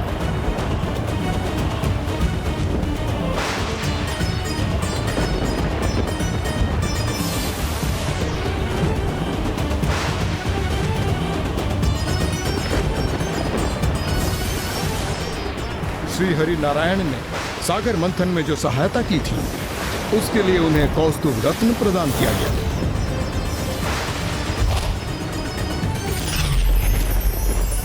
और आपको तो ज्ञात ही है गौरी पुत्र, मेरे प्रभु शिव शंकर शंभु तो इन मूल्यवान निधियों से दूर ही रहते हैं। तो जब वो समस्त निधियाँ ऋषियों और देवताओं के मध्य बांटी जा रही थी, तो क्या असुरों को अपने तिरस्कार का अनुभव नहीं हो रहा था लंकेश? नहीं गौरी पुत्र, असुरों को शांत रखने के लिए उन्हें भी तो मंथन से प्राप्त हुए कई रत्न आदि दिए जा चुके थे, किंतु वो तो श्रेष्ठतम निधि की प्रतीक्षा में ही स्वयं को संयमित रखे हुए थे।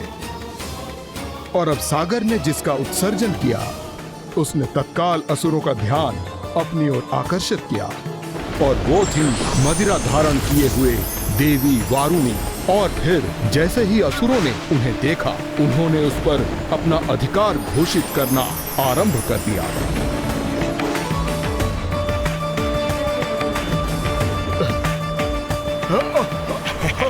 महाराज, ये सुंदरी तो हम असुरों को ही प्राप्त होनी चाहिए।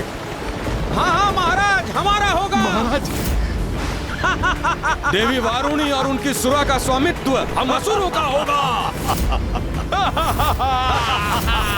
इस पर हमारा अधिकार होना चाहिए।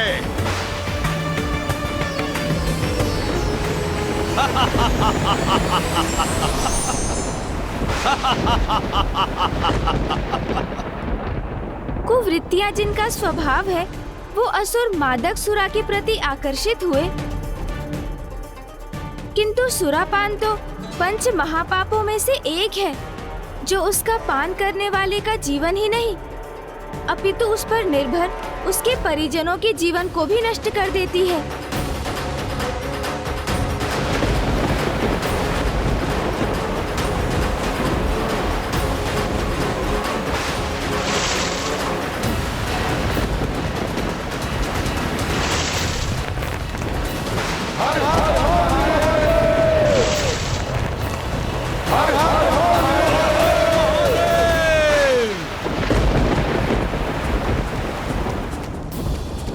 गौरी पुत्र, सुरा के उपरांत जो निधियां प्राप्त हुईं, वो इस प्रकार हैं। फिर दिव्य पुष्प प्रदान करने वाले पारिजात वृक्ष उत्सर्जित हुए, जिनकी कोंपने न कभी कमलाती हैं और ना ही मुरझाती हैं। पारिजात वृक्ष देवराज इंद्र को प्राप्त हुए और इंद्रलोक में स्थित किए गए।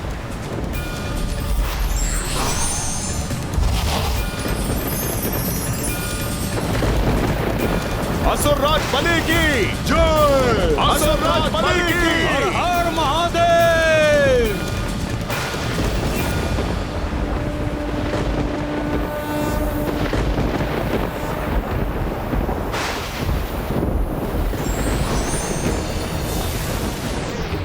फिर प्रकट हुए दिव्य कल्प वृक्ष जो किसी भी कामना को पूर्ण कर सकते हैं। देवता ही उन्हें प्राप्त करने के अधिकारी बने और कल्प वृक्ष को भी स्वर्ग में ही स्थित किया गया।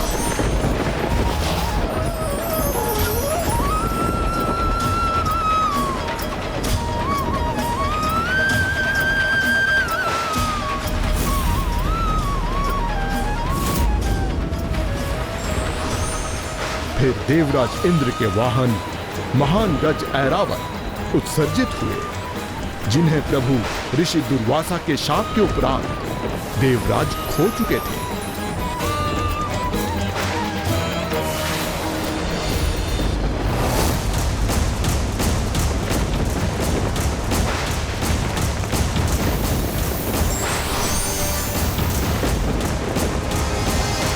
ऐरावत के पश्चात एक अन्य दिव्य पशु उच्च श्रवा उत्सर्जित हुए और तब असुरों की बढ़ती अधीरता का ध्यान कर देवराज इंद्र ने उच्च श्रवा को असुरराज बलि को भेंट कर दिया।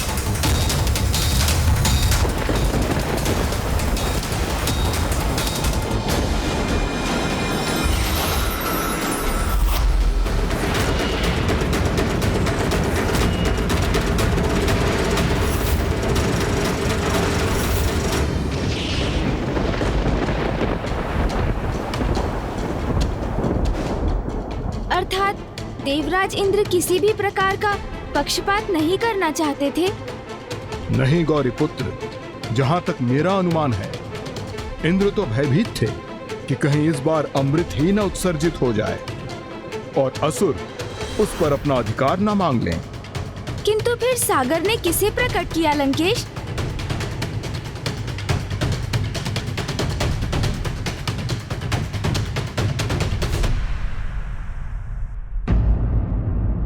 जो परमार्थी और दया के सागर होते हैं, वो भीषण से भीषण संकट आने पर भी संसार को कोई क्षति नहीं पहुंचने देते। विघ्नहर्ता श्री गणेश के अद्भुत शक्तियों से भरे वीडियोस देखने के लिए चैनल को सब्सक्राइब करना न भूलें और साथ ही बेल आइकॉन भी दबाएं।